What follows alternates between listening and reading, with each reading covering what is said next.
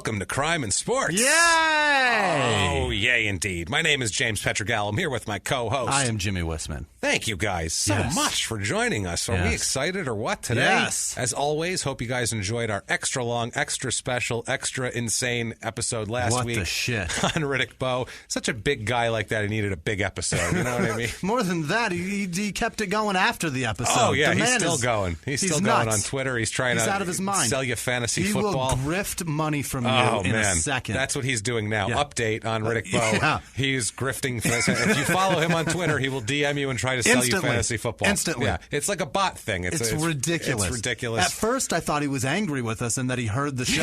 Yeah. And then no. when I responded back and he's like, when are we playing? And I'm like, playing what? And Yeah, he's what are like, you talking go about? to the app. They're giving away $1 million. I'm like, is this motherfucker hacked? What just happened? What is he doing? Is he selling me shit? Did he click on a porn site and they're trying to get me to... Apparently and then you so. click on the app and it's a fucking fantasy football app. Yeah, I was dumb enough to click on it. I could have been you fished. got to know what he's trying to sell That's you, what though. he's That's selling. Just out of curiosity. It's ridiculous. What is this idiot trying to sell us? And at first you think, like, this is fake. This is absolutely Yeah. fake. But he signs everything to you. Bowe. Everything is signed Bowe. Yeah. It's ridiculous. I don't know if they have a bunch of templates and they automatically go out or what the deal is, but it's a messed up check mark operation over there. fucking, Oh, yeah, no, he's verified. Verified he's account. Verified. He's got 500,000 followers It's or some definitely shit. that dickbag It grifting. is. It is. He'll should post videos of himself and everything. Oh, and then he told me, get in it. I won $400 last week. Yeah. It's just like, how low have you fallen that You had $1 million. $400 is enticing? You shouldn't be bragging over about $400 at this point in your life. She's going, I don't need that shit. Fantasy football, Like, I'm relaxing. I got enough to pay for my Hyundai last month. Man. Oh, boy. You have squeezes fallen his big far, ass into sir. a Hyundai. That's the saddest thing. I'm 6'4", so I can relate to this in height-wise. There's nothing sadder than like a 6'7" guy who did nothing with his height, so now he has to fold himself into a fucking Hyundai Elantra every time he wants to go somewhere.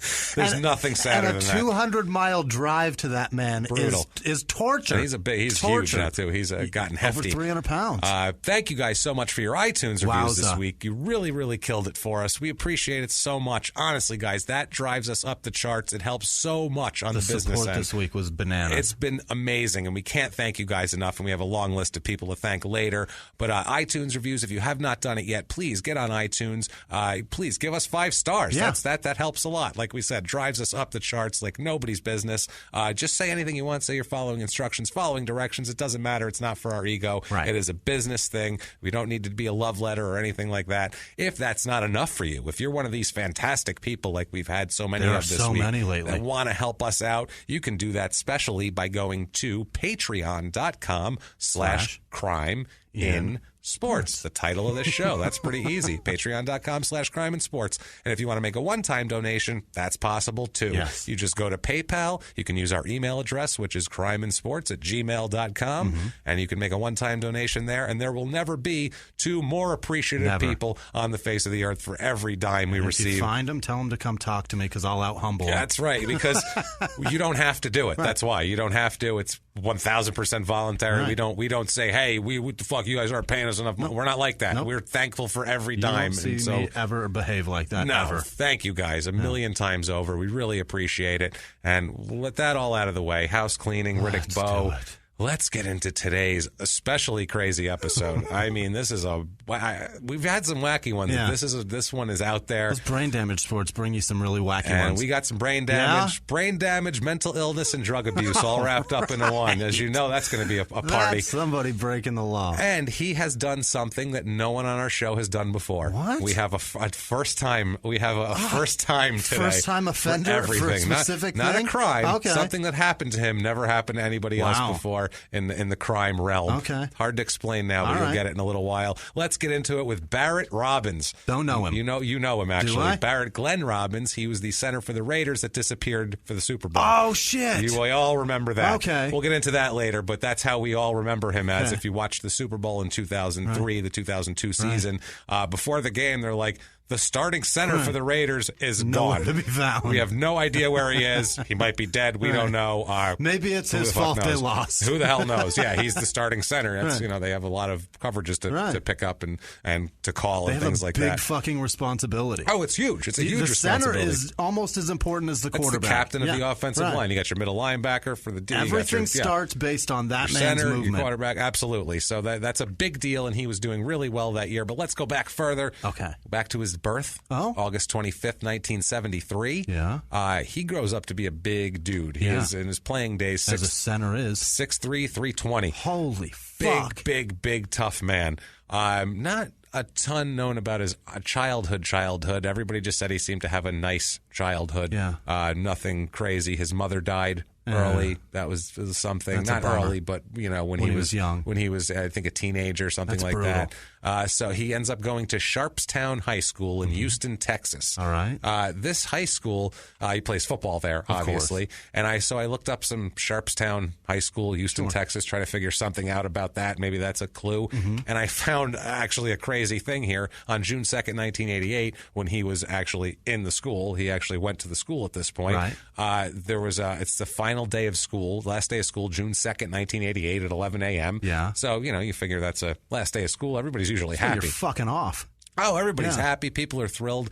Apparently, three black kids attacked a white football player in class, an algebra class, for some beef they had beforehand. And this whatever. is the last day of school. This is the last day of school, and the fight grew into 100 participants. It turned into a giant riot with 400 or 500 more kids watching High school kids, and it's just a race riot. Yeah. It's a straight white kids fighting black kids race riot, which is insane in 1988. Yeah. But I don't know, Texas. I don't live in Texas. I don't know, but maybe that's common. I have no idea how many race wars you have in your school.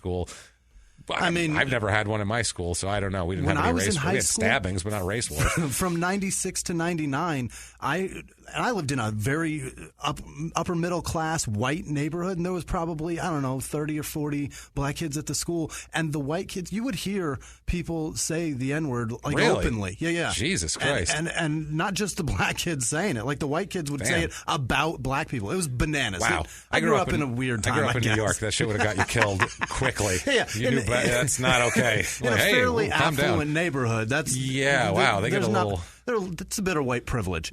Jesus, I would say they get a little. They knew they were going to get away with it. Feeling strong, I guess. Like it's one of those. My point is, in Texas, and 8 years earlier, I imagine it was pretty common for those words to be thrown around. It was. Eventually, it's going to get you hurt. Well, this caused this huge riot. 16 police cars and a helicopter were dispatched to the school because there's 100 kids fighting. You need a shitload of people to break that up. You don't know what's going on. You get something to get the overhead so you can see, and then you got to surround them. It's crazy, man. They did the whole thing. Only two students were hospitalized out of that, which is crazy. They had to close down the street. The funny thing is the main kid who instigated the whole thing is a former student who was expelled the year before. Oh, it's always those kids. Yeah, he came back and him and two other people. They had they had a stick with nails in it. What the fuck? And a chain. No. Looking for apparently. A white football player beat up two black kids a month earlier. Okay, so you bring boards with nails? So it's turned into just a race war, an all-out race war in high school. Which is, these kids are 17. Relax. That's nuts. The poor algebra teacher was in class, and I guess they have a panic button there, which I didn't know that happened in school. Cool. In '88, they had panic buttons in school, and I guess she was pressing the panic button, and they were turned off. So she sent a student to go tell them there's a riot. Go run. Send word forth. Yeah, there's a problem. There's a big fucking problem. So he gets through all this, doesn't get bogged down in any race rioting or anything like that. He didn't fight? I don't know if he was involved in that. They didn't release names of kids. He was 14, 15 at the time. So we don't know what kids did what or anything like that. But it was white football players versus the black kids. So he was a white football player. Probably threw a punch or two. Might have been in the melee. It's possible. That's why I wouldn't even have brought it up if it wasn't the football team that was involved, which he was a part of. That's nuts. So he ends up going to TCU. Really? He chooses TCU as his college, the Texas Christian University. It's a good school. Texas Christian. Yeah. That's how I always hear. If I ever see TCU, I just hear Texas Christian, because that's how people say it. The Horned Frogs, if you're not from the U.S., that is their name. What a horrible. Horned Frogs. Yes. I've never nice seen mascot. a horned frog before. I'm sure it exists. Who chose that mascot? That's a like, dumb man, that's exist. vicious. Yeah. They're going to be scared when they see that shit on It's our got helmets. horns on Yeah. it. The Ooh, shit's boy. it's a devil frog. It's a devil frog. You get a Christian school and you got a devil frog as your fucking... And then on top of that, they had to have like somebody make that costume for the mascot. We're like, how do we make a human frog thing? Where are the horns on this damn thing? What the hell do we do here?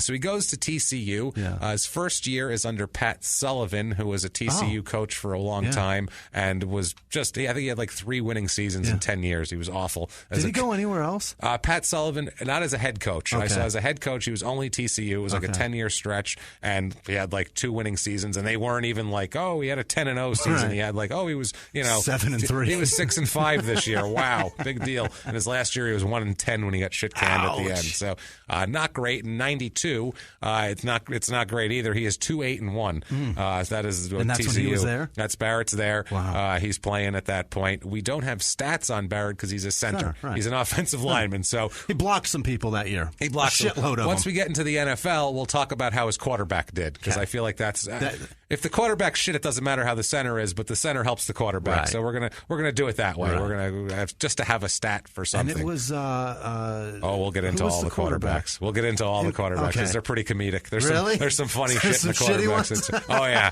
till Rich Gannon comes along. Yeah, that's who it was. It was bad times for that. I wished. So who was the quarterback when Gannon?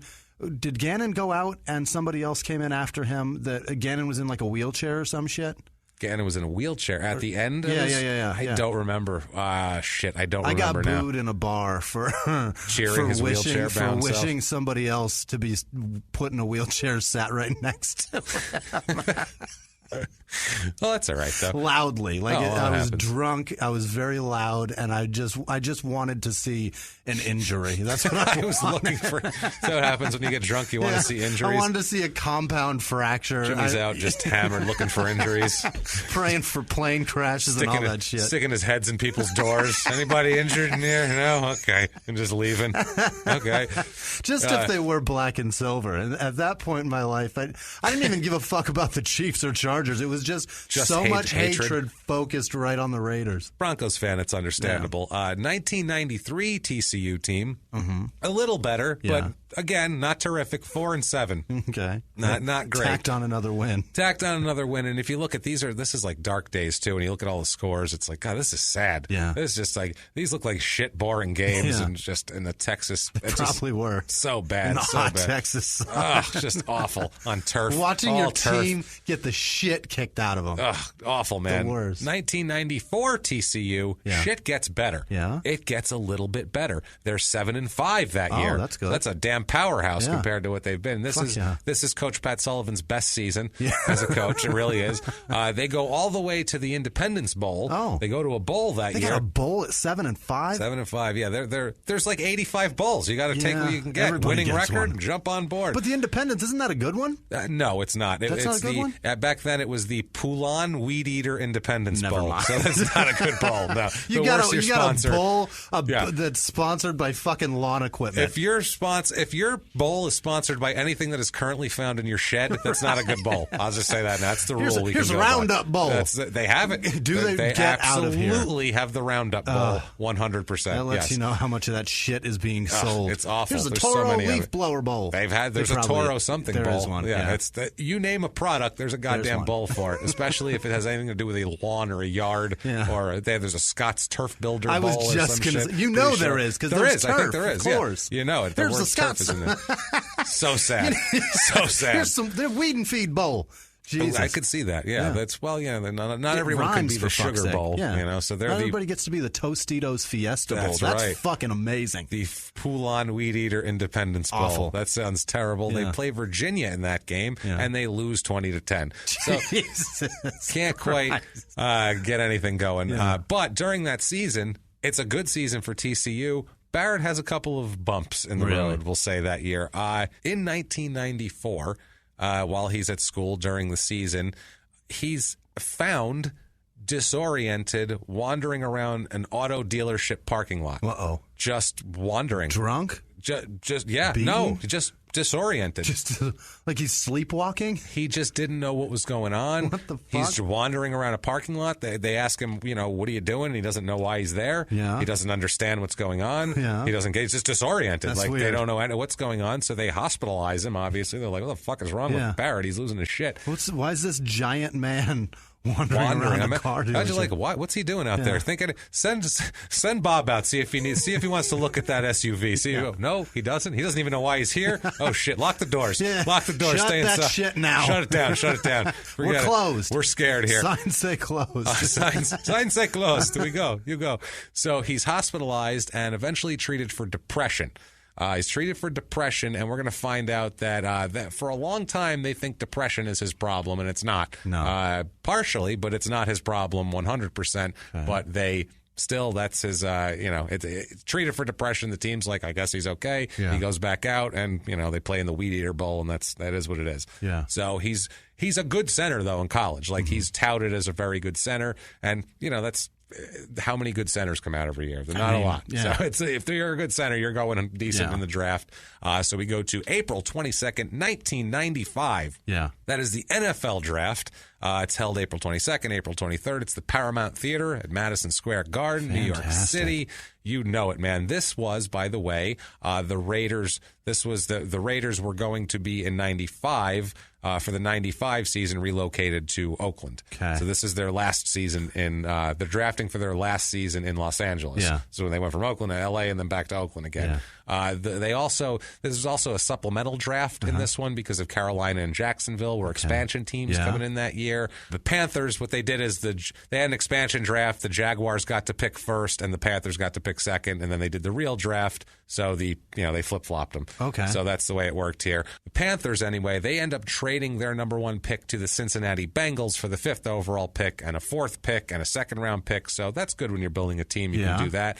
The Panthers, though, get stripped of 2 later picks for improperly recruiting Dom Capers as their head coach. Really? Yeah, they were doing some shady shit. He was Pittsburgh's defensive coordinator at the time, and they stole him. They did some tampering where they That's shouldn't hilarious. have. So they got fine draft picks. So it happens. Did they end up getting Dom? Dom Capers, yeah. I didn't know he was, Carolina. all right, I didn't yeah, know he ended was up their being head their coach. Yeah, they got him. He's now in Green Bay, right? I believe so. Capers was Christ, he's been around so much. I believe he's with Green Bay now. Anyway, coordinating.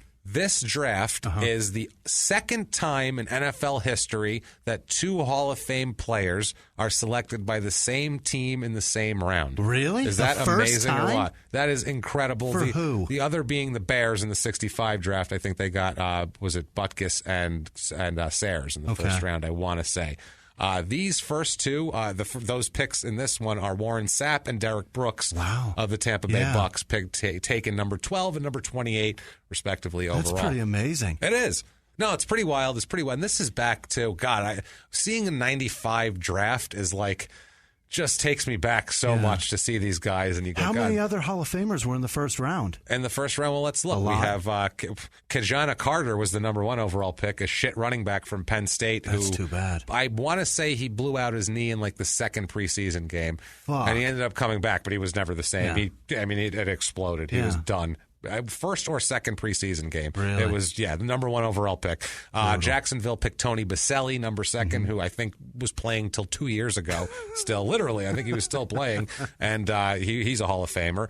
Houston, at the time, going to Tennessee later, the Tennessee Titans, they take Steve McNair at number 3. Did I ever tell that story on here? Which one? So, Steve McNair, everybody knows what happened to him. He got shot by his girlfriend. By his mistress. Yeah, by his, So I live in a neighborhood in Phoenix where I'm in a gated community in way West Valley, and there's a park there. I'm playing with my kids at the park maybe 5 years ago, maybe 4 years ago, whatever. It doesn't matter. It was a few years ago is the point. And a lady walks up with her child and is playing on the park as well. And the kid is about the same age as my son, and they're just playing, whatever. And I just casually am talking to the lady, and I told her my name is Jimmy, and I shook her hand, and she gave me her first and last name, which was the most strange thing. And I was like, "Are you Southern?" She was like, "Yeah." And I was like, "That's very proper to give like your first and last name." And I was like, "I'm Jimmy Wisman, by the way." And then she was like, "Oh." And then I stood there for a second, and then the name McNair rang in my head. Yeah. And I was like, for whatever dumb fucking reason,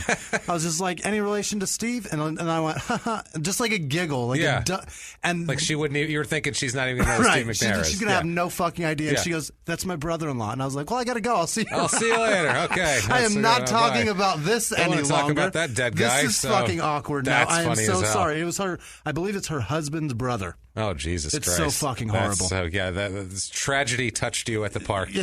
My point is that foot and mouth disease did not begin at podcasting. Too bad we weren't doing the show. You could have got some inside info that we don't have in the... Could have really researched it up good for you. Yeah. Could have given you a little recorder. You could have got me some info. Can I ask you some questions, miss? I got a few. You know, like 3 gunshot wounds? Right. What are you talking about? What are we looking at? So there's like pictures of the crime scene or anything just hanging out? Did Someone might have that on their phone. Think it was an accident? Ever? Yeah. How long were they fucking for? God. That's horrible. Great. Carolina takes Kerry Collins as their big, future, whatever the fuck. He played such a depressing 20 moment. damn years, too. But a lot of guys, Kyle Brady, who played forever, J.J. Stokes, Warren Sapp. Yeah. This first round is filled with people. Napoleon Kaufman, the Raiders took. Who I love that little shit. Yeah. He was great in Game Day 97 on PlayStation. He's so Game big Day 98. for his size. He was, but he was so nasty. And so fast, he could cut. That Game Day 98, the Raiders had Jeff George at quarterback, slinging that shit down the field to Tim Brown and him at running back. That was a great team to play with on that game. Big for his size. I meant he was short but stocky. Oh, That's my point. He had a great story, that sounded too. Stupid. He had a great story, too. He had like 8 brothers and sisters, really? and his parents died, and he took care of all of them. How about that? From the time he was a kid, like some crazy-ass story. Yeah, he's a nice guy. Successful fella. Rashaan Salam, who was terrible. Mm-hmm. He's the Heisman Trophy winner from the year before, running back with the Bears, and he was awful. Yeah, not great. Derek Brooks taken. So there's some good people taken in the first round. But in the second round, pick number 49, the Oakland, soon to be Oakland, now Los Angeles Raiders take Barret. After taking Napoleon Kaufman in the first round.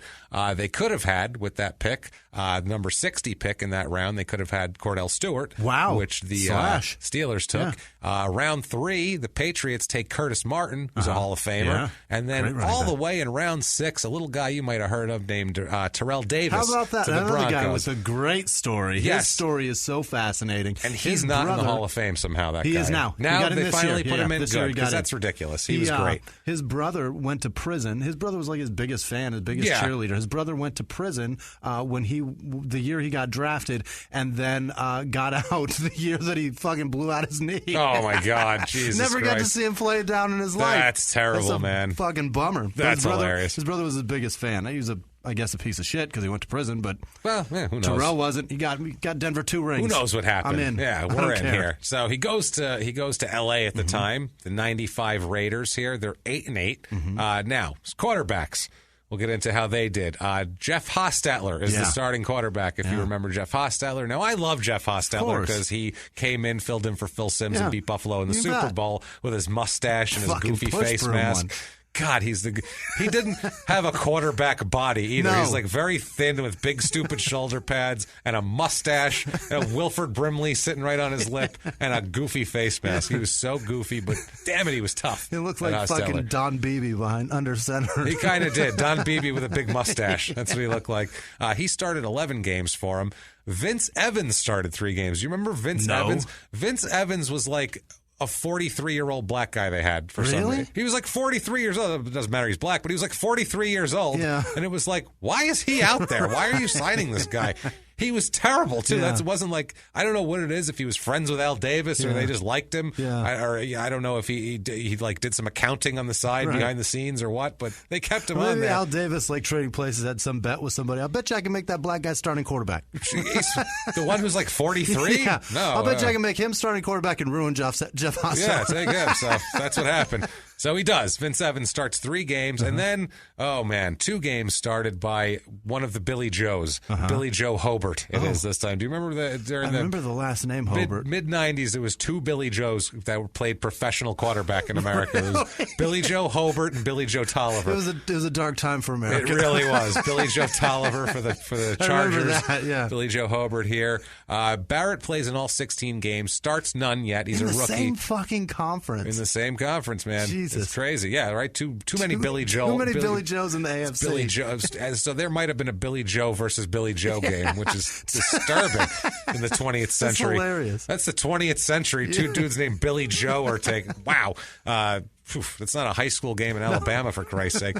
He plays in 16 games. Barrett doesn't start any. He's all special teams because he's a rookie. So they're going to. Long snapper? Center's one of those teams. I'm not sure if he was long snapping or not, but center is one of that's very specialized. Yeah. Center's one of those things where you don't just throw a guy in. You want to make sure he can do it and learn the playbook and all that sort of thing. Like a quarterback. Right. You don't want just to throw the rookie in game 1. To go from height to guard is tough. Like it is. From actual movement of the ball. Oh, God, to be able to snap it and get up. Go straight up with your hands. Man. That's unbelievable. And you know how a lot of the guys do it, the centers? Their goal to it is they snap and then they jump up with their heads so they can lead with their head and make that initial blow because it takes them a while to get their hands up because it's on the ball. Yeah. So that's why you have like Mike Webster for the Steelers, who had complete pudding brain by the time he was 45 and died of it, and that's what we're going to find out with him also. Now, 1996 here.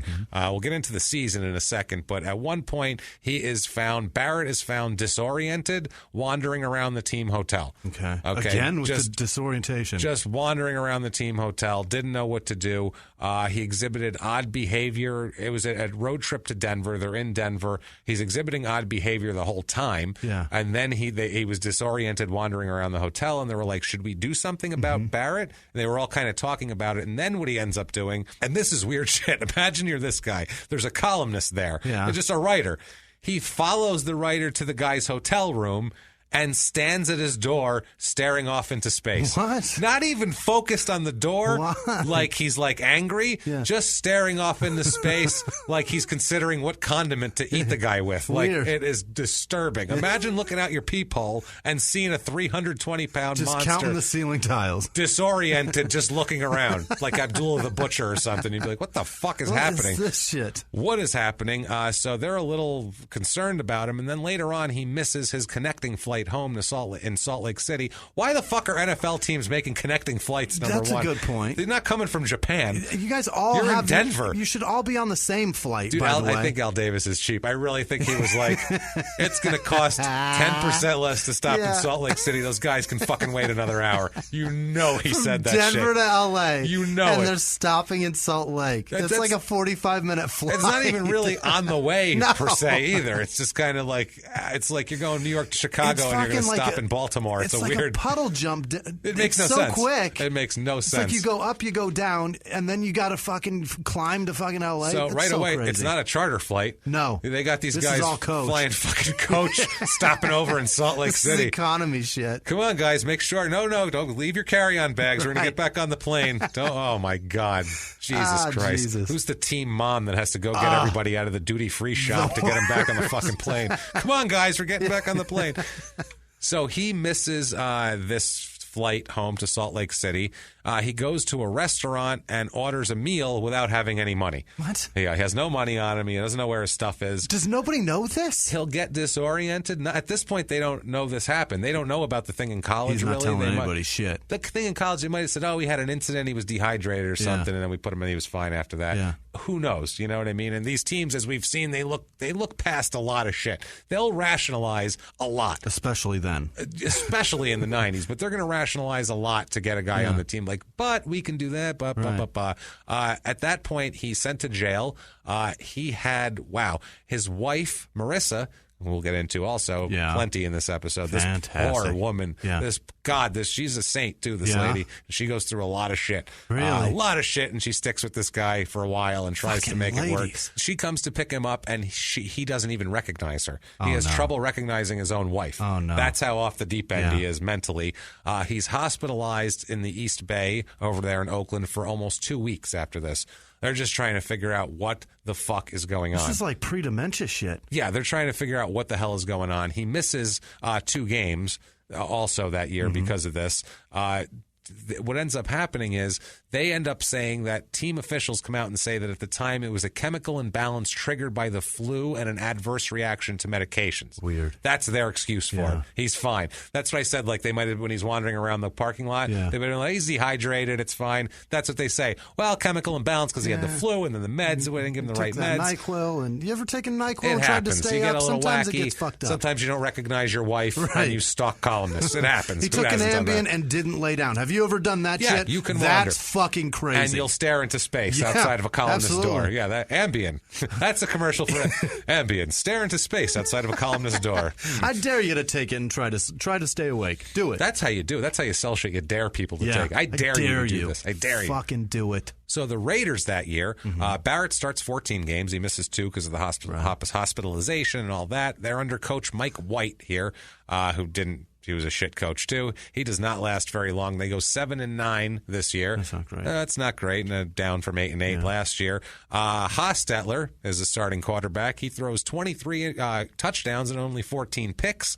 So that's not bad. Wait, 14 picks? 14 picks That's and 23 one a game touchdowns. Almost. That's not great. 23 touchdowns though. With that, it's not terrific, but it's not terrible. Yeah. It's that's a 7-9 team. That's what I was going to say. That's 7-9 numbers. You bet. Right there. Because if you reverse it, it's about that. Right. And Billy Joe Hobart signs in a little bit, and they're so shitty that they even signed David Klingler to come in, and he plays one game. Holy shit. The former Cincinnati Bengal draft pick, and I think the 92 draft, who was just an utter human shit man. Like a snowman, but made of shit. Made of poo. Yeah. Kids balled up poo and just made David Klingler and stuck a football in his hand, and somebody drafted him in the first round. And threw a helmet on it. Throw a helmet on that shit man. He's going in the first round. First round draft pick. Hooey. That's Cincy, though. Yeah, well, Cincy can really ruin a draft pick. We know the Bengals, they know how to draft, boy. If the Bengals can do one thing, it's draft, buddy. Especially quarterbacks. You bet. Oh, they don't have a long line My of embarrassments. goodness, no. Achilles Smith. Holy shit. Wow, are they terrible at drafting quarterbacks. They drafted Carson Palmer. They did. And he's decent. And they drafted Boomer Esiason. That's all they've got. 20 years Those earlier. Are the two. So that's it. Those are the two that are halfway decent. Outside of that, it's go fuck yourself, Cincy. Definitely. 97. By the way, there's a shitload of crime coming and some wild shit coming. So we'll be done with football very soon. Great. 97 Raiders, the new coach, Joe Bugle. So remember, the old Cardinal coach. But just looks like a sad old man. An angry old man. Who's been sitting at an outdoor bar for probably weeks, and drinking and being in the sun and being angry. And every now and again, they forget his order, and he just sits there steaming. He looks like the type of guy. So red. Oh, that's what I mean. He's so red. He looks like the type of guy who is playing a casual game of golf with a friend and throws his whole bag of clubs into the woods and says, fuck it, and leaves. And they're like, where did Joe go? Where did Joe go? He's gone. He's just driving away. He has a red Corvette, and somehow his face is redder than his car. It's true, man. He was that red. You're totally right. He looked like a pig's dick. Oh, dude, it was ridiculous. And also, his coaching skills were that of a pig's dick. Yes. Pig's dick could have coached the team possibly to a better than a 4-12 record, which is what they had that year. God. Rock fucking bottom for the Raiders. Barrett starts all 16 games, though. Yeah. He does fine. And Jeff George comes in to play quarterback. Jeff George is one of those guys who is known as like one of the biggest assholes in league history. He's University of Illinois, drafted by the Colts, I believe, #1 overall, and was a complete disaster. Was a jerk to people, in addition to being terrible, but has one of the top 5 arms in the history of football. So he was the type of guy, he kept getting chances because you take him out and you talk to him and be like, God, that guy's a jerk. And then you go out on the field and you go, whoa, look at that ball. How did he just throw that 70 yards? That's ridiculous. He threw lasers. He had like not quite, but an almost like a Dan Marino type arm where he threw these fucking and it goes right where he wants it to be. And he was great. If you could just get him to not be an asshole for 5 seconds. An arrogant guy. For a guy with the wispiest Kevin Costner hair I've ever seen in my life, he had a lot of confidence in him. I swear to God. In the early 90s, that hair will get you that confidence. He was like 26 years old, and he had half his hair, maybe, and he was confident. It's like, get the fuck out of here. You should be embarrassed. So this is the time, too. You said 94 or 95? This is 97. 97. Okay, so this is a team that their fan base are fucking dicks. They're dicks, They're still dicks, but they're big dicks then. It's because of this stretch of time, I believe. Oh, they were assholes. Their team was fucking amazing and then through the late 70s, early early 80s. Right, late 70s, early 80s, they were one of the best teams. I swear to God, football. it was Todd Marinovich that's made him snap. It was Jay Schrader, Todd Marinovich. Jay Schrader it was that did time. it. Like, Yeah. what are we fucking doing? What the fuck? And then they stunk for Pull fucking Jim 15 Plunkett years. off a recliner. I don't give a shit. I Get don't give Jay a Schrader's shit. blonde ass out of here. I swear that was it. By the way, we will do Todd Marinovich this football Really? season. I promise Great. you that. I have a lot of pre-research I love done it. on that. He's one of these ones that takes longer than a week to do. Really? He's like Who he's was their wide he's going to be a receiver, Riddick too? Bowe. Tim Brown. No, the white one. He's a mean, salty fucking man. Who are we now. talking about? The Raiders wide receiver. Raiders a white when in the 80s? 70s, 80s, yeah. 70s Bolitnikoff was a nasty one. He is fucking angry Oh, with he how is. old he is. Oh, he is. He's not I happy. met He's him not at happy the at all. Hall of Fame, and I just shouted, "How'd you catch all those balls?" And he turns around and goes, "With my hands." And I was like, Jesus All right, Christ, then. old man, calm down. I think he was thinking you were bringing up the Stickum incident. Oh, with him. maybe so. I think he thought you were Yeah, fucking yeah, with him. yeah, The stick- yeah. With my hands, not Yeah. the Stickum cunt face. I Maybe think so. that's what he was going for. That's yeah. hilarious. That's what. Yeah. I didn't even think about that. 'Cause All he was this just time, you're he's like, what a just- dick. What a dick. You were being the dick in his mind. Shit. He's walking down a hallway, and Yeah. like he's walking towards me, and I think he noticed that I was kind of beelining towards him. I'm sure. And then he just made like a solid right, like a very quick right for a guy in his 70s. Made a quick right. A starts professional walking down wide the- receiver kind of cut right there. Yeah, he definitely did a down and out. And I just, because now he's walking away, and I'm not going to run after this No. fucking old man that's walking with handlers, by the way. He's still going to turn around and beat you up, Right. probably. That's So the I other just thing. shouted, "Hey, Fred, how'd you catch all those balls?" And he goes, "With my," like, and the angriest with my That's hands good. ever. He gave you a John Matuzik with my hands. And I just stopped in my tracks and turned and walked the Never other mind. way. By the way, I had to go the other way because Boomer from, not Boomer Esiason, Boomer from fucking ESPN Oh, God, was Chris Berman. having a conversation with my girlfriend's tits at the time. Oh, was Jesus. staring directly at them and talking to her. Ironically, he and- was and loaded drunk. Coincidentally, Chris Berman, better hair than Jeff George. That's the funny part. Better and more hair than Jeff George. That's amazing, isn't it? I'm telling you. So Staring right at my girlfriend's tits. Now back to the show. So back to Jeff George here for quarterbacks. He, that year, starts all 16 games, throws 29 touchdowns, 9 picks. Yeah. That's nasty. That is, and he was so good in game day How many 98 on picks? plays. 9. 9. 29 and 9. That's respectable That's numbers. 3-to-1 ratio. And That is what'd the top record notch. go? They were 4 and 12. Eesh. He had, I want to How does say, that happen? almost 4,000 yards passing Yeah. too, because that's all they could do was pass. Yeah. They had a terrible defense, and Jeff George was a complete asshole Yeah. too. So it wasn't. He was just, I got mine. I got But he my threw numbers. like 17 touchdowns in one game, Yeah, and I then a got my few in the numbers. next, and No, that's it. I got my numbers. Yeah. We'll lose fucking 41-31. Not my fault. I had 3 touchdowns Yeah, today. where the I had fuck's the 300 yards. defense? Well, I look good. That's Yeah. that's why nobody. That's why it was hard for him to keep jobs. All right. 98 Raiders. They get smart. They shit can red-faced Joe Bugle over here. Mm-hmm. Take a hike back to the golf course with you, and they hired John Gruden. Okay. Smart move. Yeah. John Gruden was an up-and-comer, and like he was like the next going to be hot coach. Yeah. And they ended up getting him. As we know, John Gruden is still an announcer, Yeah. and He's great. he's great. And he talks fucking weird. He says weird shit. yeah, but he's a great nut. announcer. He hasn't coached in what 10 years. I think. I want to say probably 10 pretty years, close. and every single year he's the biggest candidate in Yeah. coaching. When Yeah. every season They're they're like, like, oh, they're going to obviously offer Who it to lost Gruden. their coach? Somebody get Gruden. Somebody we need get him. Gruden. They go 8-8 this year. They're Yeah. rebuilding. That's fine. Barret Robbins again starts all 16 games. That's 2 years in a row. Solid over the center. If you don't have to worry about your center position, that's locked up. He's not getting. That's great. Yeah. You know, that's terrific. Center, quarterback, all taken care of. We're great. Unfortunately, quarterback wasn't so taken care of this year. Okay. Gruden's trying to find a solution. Jeff George starts 7 games. Wade Wilson starts 3 Oh, games. no. The ex-Viking disaster Oh, of a quarter. no. I hated Wade Wilson. He was so shitty. Was he number 12 on the Vikings? I want to say I hated him. I can't remember 12 numbers. That wasn't 10 because that was Tarkenton. It was 12. Or maybe 11, actually. They also had Donald Hollis start 6 By games. the way, isn't Wade Wilson? Isn't that the name of Deadpool's character? I don't know. I don't like Wade comic book Wilson. shit at I all. think that. So I'm not positive. I'm going to Google it, but I'm Go pretty ahead. sure that's his name. Donald, he's an awful They named him after a terrible quarterback, Yeah. which is not a great idea. Or Wade, he would have been named after him, I believe. So Donald Hollis starts 6 games. It is Wade Wilson. Okay, well, there That's you go. hilarious. They named him after that. Is there one named Donald Hollis? No? I don't think so.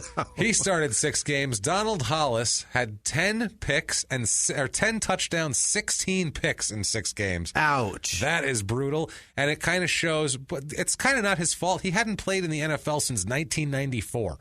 And they're throwing him in 5 years later and expect him to start? Yeah, but I'm impressed he threw 10 touchdown passes in that amount of time, honestly. So that's a little bit of a rebuilding process. 1999, they go 8-8 again.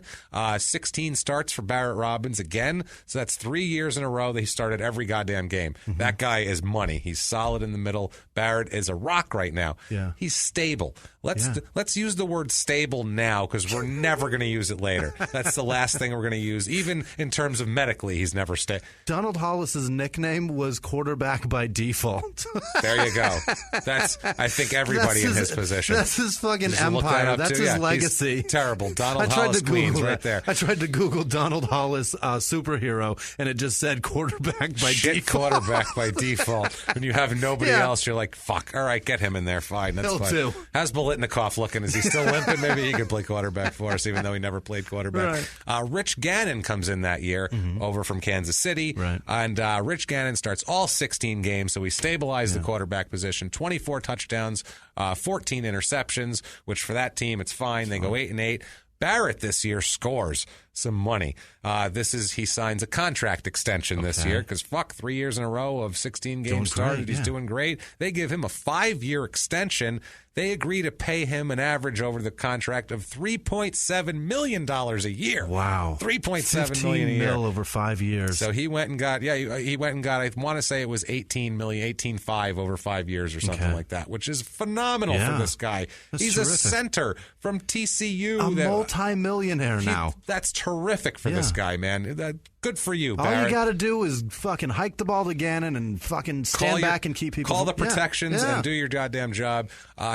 Year 2000, the Raiders go 12-4 now. There you go. 12-4. They win the AFC West, they win their division. Yep. Barret again, 16 starts. He's earning his money still. What year is this? This is 2000. Ouch. This is the year after Denver beat the Falcons. And then had Raiders. Bubby Brister. Yes, and then the Raiders come back and the Raiders are good, and Bubby Brister is your quarterback. You must have been losing your fucking mind. This is why I was wishing for plane crashes because of this shit. I don't blame you. So 16 starts for Barret, like we said. Rich Gannon starts all 16 games, 28 touchdowns, 11 picks, which is doing great.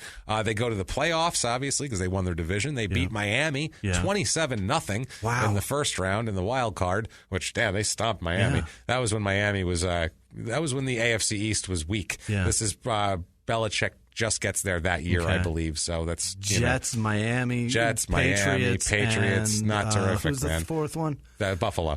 So, that was Jesus. That was that's bad. It's still not great. No, but it's at still least not now super competitive. You have one team that's always in the Super Bowl that's there, so it makes them look better. And the Jets are good every 5 years, so they're not good, but they're 10-6. And this is how competitive the AFC West was then. It was great. The AFC entirely. I mean, they were tough. At 12-4, you're a wild card. Well, you had to. They had to That's play crazy. in the wild card. Well, they weren't a wild card; they won the division, but they had to play in the wild card because other teams were 13-3 and whatever. That's why the AFC was fucking dominant. Definitely. So they beat Miami then. Wait till you get to the Super Bowl. We'll see. Then they go to Baltimore. Or Baltimore comes to their place, actually, and they lose 16-3 to Baltimore that year. And Baltimore had that stifling defense.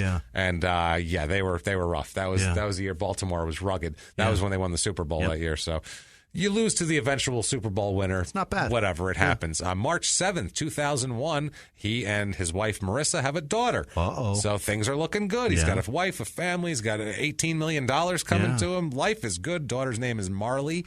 2001, Raiders go 10-6. They win the NFC West. Barret only plays in 2 games. He starts both. He had an injury that year. It's nothing crazy. He just had an injury and was hurt all year. Starts both the games and then gets hurt. Gannon plays all 16 games at quarterback, 27 touchdowns, 9 picks. So very consistent, I would say, from last year was 28-11. Damn nice. They beat the Jets 38-24 in the wild card game, and then the snowy New England Patriots game. The Tuck rule. This is the Tuck rule game. This is the game everybody knows who Tom Brady is. You betcha. This is the game that made Tom Brady famous. He was a shitheel rookie quarterback who got fucking lucky when refs interpreted a call their own way and stopped an obvious fumble and changed the course of history basically in the snow. And Damn Tuck rule. I'm not a Raiders fan, but I hate the fucking Patriots.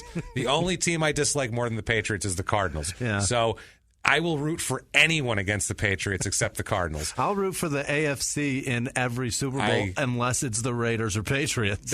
Patriots. Literally, the Cardinals are the only team I ever root for the Patriots against. That's it. Other than that, no, not happening. So they do all this. So they lose this. Patriots end up winning that game 16-3 because of that horseshit decision, and go on to win the Super Bowl, the whole deal, and that's when Tom Brady begins his legacy. That is the history of the whole thing. That's exactly right. Yeah. Tom Brady, Belichick, everybody. Drew Bledsoe, who? Poor Drew Bledsoe. He's over there like, fuck that guy. Wasn't I like a number one pick? What the fuck what happened? Just happened? What's going on here? And who's that 8th round motherfucker? Yeah, why is just Mr. got lucky as shit with the refs calling a fucking stupid rule? Yeah, what would have happened if that didn't happen? I don't know. Who knows what would have happened? I can't imagine. The next year, it might have been an open competition. You know what I mean? For quarterback. And maybe Brady doesn't get in, and who knows, So maybe they don't beat the fucking Atlanta Falcons. Yeah. That was all right, moving on. So 2002.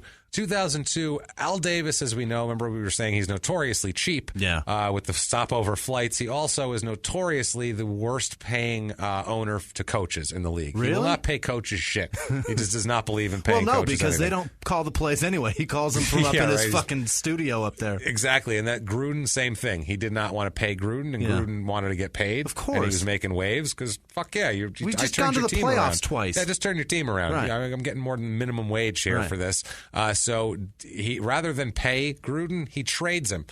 He trades him. He traded a coach? He traded a coach to Tampa Bay, which is exactly the same thing that happened 2 years earlier. That's how the Patriots got Bill Belichick. Okay. They traded with the Jets for him. I remember Same that. exact thing. Because there was a mix-up with who they hired. It was a huge mess, like the Jets always are, because they're a fucking disaster. Yeah. My third least favorite team right there. So, I'm a Giants fan. What do you want? I didn't realize that's how Gruden went to Tampa Bay. It was through a trade. He got traded there. Hilarious. Gets traded. They end up the Bucks give the Raiders 2 first-round picks, 2 second-round picks, and $8 million. My God. Which is like airfare for stopovers for like 3 seasons. And I bet you with how cheap that fucker is. Oh, he stretched it. I bet you he blew that $8 million. He probably did. Just to throw it in Gruden's face. I got to love about Al Davis, one thing I love about it, because I love an anti-everything person like that. I love that if there was a vote, there would never be a unanimous vote among the owners because he would vote against it just to be a prick. Fuck you guys. He hated them. They hated him.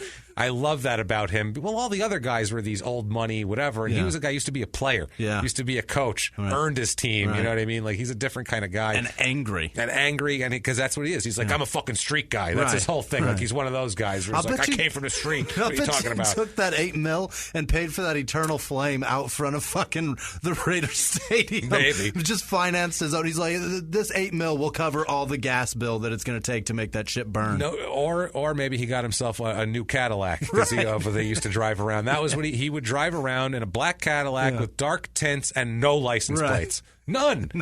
And nobody pulled him over. It's illegal as fuck. Because if you see a big giant black Cadillac with blacked out windows and no plates, that's Al Davis. Period. So why pull him over? So you know who it is. He's got the plates. It's registered. It just he's on put him on his car. An old white man driving around in Oakland. Don't fuck with him anyway. He's a prick, and he doesn't feel like having that license guy's not plates. To be fucked with. No, he's crazy. Tampa was so desperate they needed somebody, and really smart of them, honestly, to get Gruden because it changed their fate forever because they were a laughing stock for 20 goddamn years, 25 years. And it comes from that gay swashbuckler on their helmet. That's it, man, with his knife in his mouth winking at you. It's like, Come God. Get some. He just looks like, I'll jerk you off right under that table. Don't you even worry about it, buddy. I'll reach right under and tug you. It's like a sweet threat. I'll jerk you off. Want to try me? I dare you. I swear to God, I'll jerk you off. So they hire a new coach who was the offensive coordinator. They hire Bill Callahan. He'll last 2 seasons and never head coach in the NFL again. He's an offensive coordinator. year. This Raiders team ruins him. They go 11-5 in 2002. Yeah. Barret starts acting a little weird on the field. A couple of personal fouls that were kind of costly for them. One in a September game against Tennessee when he punched Albert Hainsworth, which was odd. Took a swing at Albert Hainsworth, and then another one. He was ejected that year in the Baltimore game for kicking Ray Lewis of the Ravens. Yeah, that's ballsy. Wasn't Hainsworth the one that stomped somebody's fucking head while they were on the ground? Yeah, Hainsworth is a piece of garbage. Hainsworth was a fucking horrible person. And he was the one that they kept teams keep signing him, and then they cut him because he can't even pass the physical fitness standard. He's like a he big, can't. fat loser. Yeah, he's too out of shape, and someone gave him $100 million, and he just didn't care anymore. Right. And he even said, like, I got money, I don't give a shit. Fuck he it. just doesn't I'll care. Stomp ahead. I don't give a shit. You know what? If you give me $100 million, I really don't give a shit about much anymore. Talk all the shit you want. I got $100 million. He kicked a guy that was fucking. That was Ndamukong Suh. No, I'm saying you're thinking of. I'm saying Hainsworth. No. Oh, our boy Barret. He kicked a man that was accused of stabbing someone the year before, 6 months earlier. He's accused of being a murderer, and he's also nuts. He's got a fucking problem. He's dangerous. You ever listen to the guy? Just listen to him talk, and you know he's got issues. Totally. Rich Gannon, the quarterback, starts all 16 games, 26 touchdowns, 10 picks. Barret starts all 16 games, come back strong from the injury. Makes the Pro Bowl. Wow. He's a Pro Bowler, Jimmy. Pro Bowl center. AP First Team NFL. First Team Associated Press NFL. Come on, man. This is going great for him. Divisional playoffs against the Jets. They stomped the Jets 30-10. Yeah. AFC Championship game against the Titans and the aforementioned Steve McNair. Yeah. They beat them 41-24. Wow. The Raiders are going to the Super Bowl. Against who? Tampa Bay Buccaneers. You betcha. Can I say one thing, Jimmy? Grace.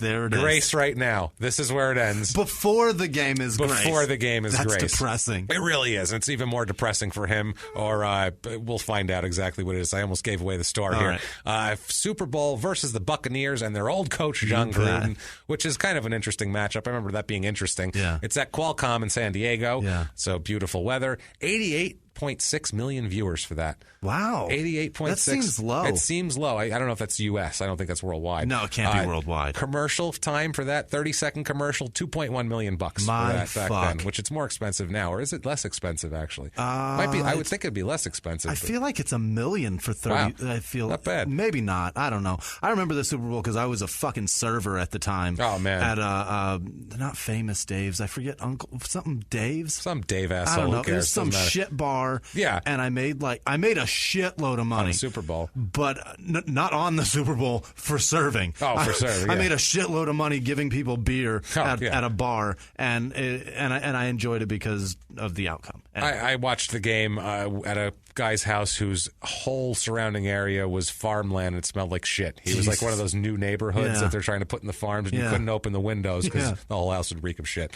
And then the guy that was the manager of the bar was never ever there. He had his assistant manager there like every hour of it, that it was open, he was always there. His name was Toby. Nobody knew his last name. He went by Toby. That's it. Just his name. Toby's not exactly a one-namer. And he was a fucking pimp. He a legitimate pimp. He would run hose around town. Too bad he didn't play any sports. We'd have something to talk about with that. He was a fucking. I asked him once because I was a young kid and I wanted to help him, and I wanted to be like, could I drive? Could I just drive him somewhere? Can I just drop him to their jobs and stuff? Oh, the girls? Yeah. I just wanted some sort of money of some sort that I didn't have to serve tables and drunks. And he would not let a 5'7", 5'8" white kid. Yeah, you're not going to be threatening if someone wants to kidnap these women. Girls that are selling their vagina. I would say not. You wouldn't be my first choice either, I got to say. I'd get a guy like Barret Robbins, I think, would be my guy. So at the Super Bowl, the Dixie Chicks sing the national anthem. I remember. The halftime show is Shania Twain, Sting, and No Doubt. You bet. This halftime show concludes with Sting performing Message in a Bottle, and then Gwen Stefani comes out in the middle of it. Like, that sounds fucking awful. That just sounds terrible. Marissa and the kids fly to San Diego to join Barret 3 days before the game. Yeah. He doesn't show up to meet them. Really? Which is strange. Yeah. Your kids and wife are coming in. You should probably go meet them. Doesn't show up at all. They go to the hotel. The family does. It's a different hotel set apart from the players by themselves. Yeah. The wife at first just thinks he's being an asshole. Yeah. She literally is like, why is he being such a jerk and just ignoring me? But looking back on it, she sees it as a build-up to a manic episode, which is his problem. He is very bipolar. Really? And let's find out. This is the first time they find this out, that he's actually bipolar. And it's we're not going to find it out for a little bit, but that's what they find out later on. You fly your wife and kids in, and you're in the Super Bowl. Weird. Like, you really, that's a moment for your whole family to really bask in it. It is. And she said they spent a Friday evening together, and it was super weird. Yeah. They were trying to get to Rodney and Holly Robinson Pete's party. Rodney Pete's place? Pete and his wife there. They had I guess Barret hired a car to take them. Yeah. And it was a Honda Civic, and there was a woman driving who kept getting lost. Oh. And so they never got to the party. What? So the Raiders had a curfew of 11 p.m., so they had to turn around and go drop Barret off at the place because he had to be back by 11 p.m. So they drop him off. The next morning, it's Saturday morning. It's the family hotel. They call Marissa, and they're like, hey, you seen Barret at all? We're like, no, we don't know where the fuck he is. He never came back. We don't know where he is. He's gone. Uh-oh. Gone. Absolutely gone. He doesn't come back till Saturday night. He comes back on Saturday night. The Raiders send him to his wife's hotel. They're like, figure this out, basically. Go with your family or something. And he missed a whole shitload of activities on Saturday. There's tons of walkthrough practices, all sorts of... Well, no, this is more football-related shit. Oh, like team actual, walkthroughs. like, fucking playbook they're stuff? doing, they're installing plays and shit like that still in this whole deal here. What he's doing, he is sitting on the bed, just sitting there flipping through music channels on TV, oblivious to what's going on. Has no idea what's going on. Doesn't know anything. This is Saturday night, late at night. Listening to the Eurythmics Thinks or some everything shit. is fine. She asked him if he knew what day it was and whether he knows what he's supposed to be doing. Do you know what's going on? And he looked confused and didn't know. And she said, it's Sunday. This was Sunday morning. She goes, it's Sunday. It's and kind of a big deal. He didn't know what was going on, and he apologized because he thought he missed church. And he's like, I'm sorry, I missed church. Like, he didn't even know where the fuck he was. Dum-dum, we've got a big fucking game today. No clue. He's just flipping through music channels going, oh, my bad, I missed church. Like, why are we in San Diego You're not even at home, dipshit. Wow. But this whole thing ended up leading to the bipolar diagnosis, which is great. But, his wife was happy, actually, with the diagnosis. She said, quote, I was just throwing my hands up to the sky and saying, hallelujah. At least this will give me an answer to all the things that have been going on. We got all these disorienting, weird, all these disoriented things. And now it's finally going on. Now we have something to treat. What he was doing Saturday, he went down to Tijuana.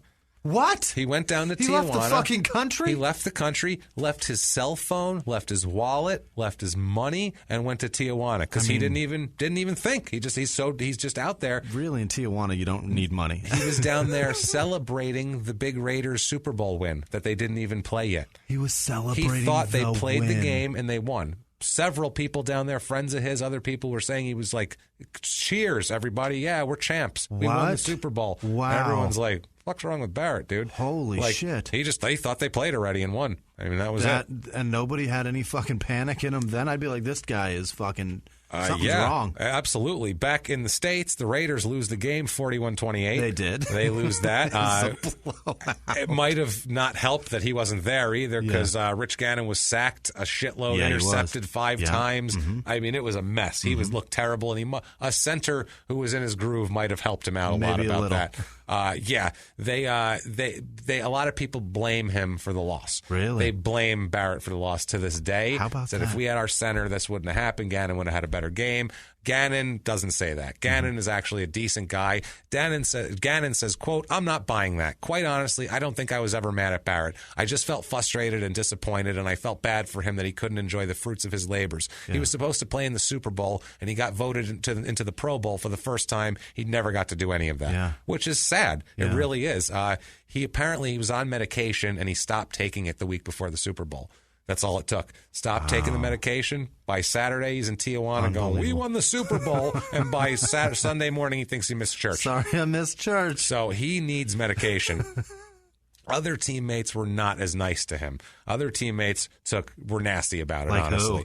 Mo Collins, who is a guard, works right next to him on the offensive line, said, whatever the fuck Rock... I love when a statement starts out with whatever the fuck. Whatever the fuck rock he came up from under, he can stay there. I would welcome him back as a business partner, but not as a brother. A brother wouldn't leave you hanging like that. My man. That's rough. Now, he didn't know also about the disease or anything like that. He just thought he was being a jerk off and he was being irresponsible, which, whatever. Taking some vacation time. Now, I love that the guy who wrote this article was kind of like, thought that was shitty that he was ripping him like that when the guy had mental problems. So this guy went up and dug in this Mo Collins past. Oh, no. And he said, you wonder how Collins' University of Florida teammates felt in 1996 when he was suspended for 6 games after accepting $500 from an agent. Maybe they didn't view him as much of a brother. A brother wouldn't leave you hanging like that, would he? He even put that in there. A brother wouldn't leave you hanging like that, would he? Took his own quote and jammed it right up his ass. His cornhole. I love it. Fuck that. Or $500. That's even worse. That's even worse. Yeah, because you wanted to go out and I don't even know what. Buy some $500 beer that night, a pair of shoes. In what college, do you fucking buy for $500? A college kid blows $500 in one night. One night. Another guy, Frank Middleton, who's an offensive lineman, said, quote, if Barret Robbins comes back next season, I won't. I want to play with people I can rely on. I don't want to go into next year worrying about some cat making it to the game. We're a family. When crunch time comes and one of your family members doesn't come through, it hurts. He also said, quote, no one is bigger than the team. If someone chooses to do something wrong, that's on him. We feed our family and he's got to feed his. Once they told us what happened, we picked up and moved on. Wow. You know who the one guy who wasn't a dick about the whole thing besides Rich Gannon?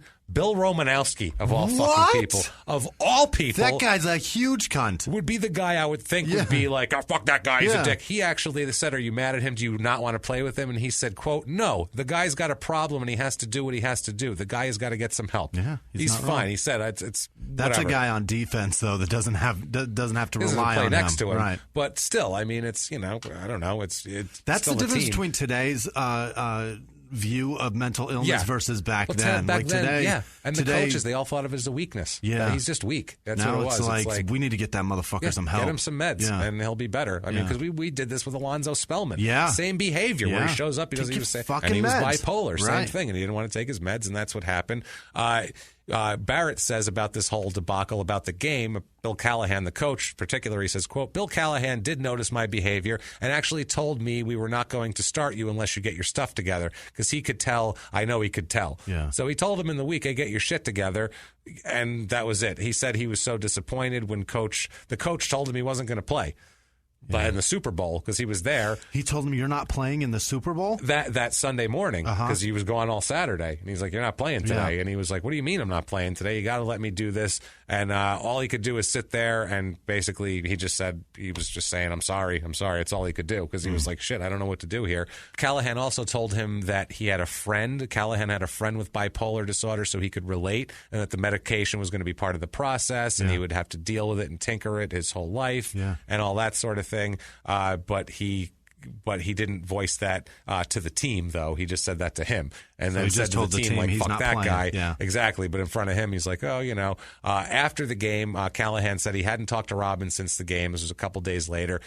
Callahan said, quote, I'm concerned, but I know he's in good hands. That's nice. He wouldn't say where Robbins was. He just said he thought he went back to Oakland. The night before, apparently when he was like up and down, he was in Tijuana, he was partying. A friend of his who was drinking with him said that at one point he became very despondent, Barret. And the guy said, the guy's name is Cartier Dice, which is a hell of a name. Fuck yeah. He said, quote, all he could think about was his family, his 2 daughters. He was talking about killing himself, saying he was a disappointment, saying he was disappointing people, and he had a lot of support financially, and he was letting them all, a lot of people to support financially, and he was letting them all down. Jesus.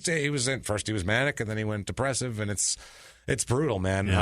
Yeah. He removed Robbins. Callahan removes Robbins from the team hotel and moved him to Marissa's, like we said. But that's it. He didn't have.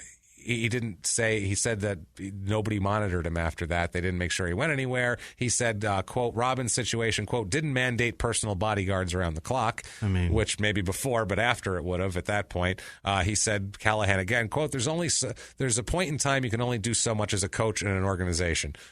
True, but yeah, if you're legitimately worried about somebody and you care about somebody's well-being, you do a little extra. Yeah, you go above and beyond. Let's hear, especially when you can relate and you know what bipolar that this happens. does. Yeah, it's not like I don't know what that is. Whatever. Right. It's like, yeah, my friend has meds. Right. Yeah, he would. Whatever. You're gonna have to manage this your whole life. How about you help? Yeah, maybe You're help us coach. out. Yeah, That's you're my what you coach. do. You're supposed to be in this with me. You're brother. You're my brother. Remember that part? So we have Barrett's explanation here in their own words. Quote, there had to be a point where I had to separate fact from fiction. It's hard sometimes when you have bipolar, not on medication and self-medicating, but I had become delusional and I had gotten into a state of mind that's not healthy for anybody. Ultimately, it hurt me more than anyone. Yeah. I do hate the fact that it affected 53 other players. I wish they had a Super Bowl ring instead of an AFC Championship ring because they deserved it. Yeah. That's nice. Tim Brown has a completely different theory on the game. Tim Brown, the Hall of Fame wide receiver, ex-Notre Dame, Heisman Trophy winner, I think, everything. He's amazing. All around great player, by all accounts, a great guy, everything like that. He says that Bill Callahan threw the game. He says, really? He says Bill Callahan, quote, blew this thing up on Friday before the Super Bowl, changed the game plan from one depending on running to one to which the Raiders would throw the ball 60 times. This is crazy. This happened on Friday. And Brown's saying, you never take the game plan out on a Friday and reinstall another game plan. That is batshit. Nobody does that. You work on that shit all week. That's what you're doing. Unless you're a bad coach and you're just like terrified that I don't know what to do. Somebody know like the water boy, like Gruden, right? Yeah. Well, Gruden he might was know also, what we do. Yeah, right. and he was Gruden's offensive coordinator, and he might have been overthinking it. Right. But Tim Brown said, "quote We called it sabotage because Callahan and John Gruden were good friends, and Callahan had a big problem with the Raiders. Hated the Raiders. Only came to the Raiders because Gruden made him come. Literally walked off the field on us a couple times during the season." When he first got there, the first couple years as an assistant. So really, he has become someone who is part of the staff, but we just didn't pay any attention to him. Gruden leaves, he becomes the head coach. Jesus Christ. It's hard to say that the guy sabotaged the Super Bowl. Can you really say that? That can be my opinion. I can't say it for a fact that his plan was to sabotage the Super Bowl. He hated the Raiders so much that he would sabotage the Super Bowl so his friend can win the Super Bowl. It's hard to say because you can't prove it. But the facts are less than 36 hours before the game, we changed our game plan. Wow. Jet fuel doesn't melt steel beams. Holy 9/11 was an inside job. You bet your there ass. There were no plane parts at the Pentagon. He has an Alex Jones Shut bumper up, sticker. Tim Brown. Tim Brown totally has an Alex Jones bumper sticker on his car. I respected Tim Brown right up until 5 minutes ago. What the fuck did he just do? Fucking crazy, man. What a dick. What a loon. That's a guy that can't accept defeat. No. He has to. Blaming a coach is one thing, but fucking throwing out some nutty conspiracy theory like that. Yeah. Callahan, I promise you, Callahan wants that ring. He wanted to win the Super Bowl. There's nothing that man regrets more in his life than not having that fucking ring. And he also says that this had a dramatic. The game plan is what he said. That's Tim Brown's whole theory is the game plan is what sent Barret Robbins off the deep end. Okay. Because he said he had a bit of a meltdown, Robbins, when they changed the game plan because he had all his shit set, and he's the center, so he's got all the protections. And if you're running or passing, it's a big different deal. He said that Barret Robbins said, quote, Barret Robbins begged Coach Callahan, do not do this to me. I don't have time to make my calls, to get my calls ready. You can't do this to me on a Friday. We haven't practiced full speed. We can't get this done. Okay. So he said he begged. And one of the things, too, honestly, with a bipolar, to send you into a tizzy, what might be stressors like this, and that could have been a thing if he put a huge stressor on him the Friday before the Super Bowl. Anxiety will drive you batshit. Absolutely. And Tim Brown said, quote, now, should Barret have manned up and tried to do it? Absolutely. But everybody knew Barret was unstable anyway.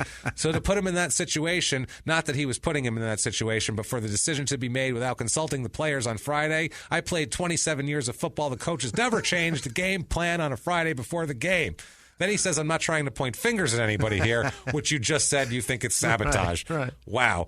That's insane. Tim Brown. Wow. Yeah. 27 years in the NFL, and that's his fucking takeaway. Like, granted, I'd never played in the NFL. No. I can't really give much personal experience. Very little, matter of fact. Actually, zero. Actually, none.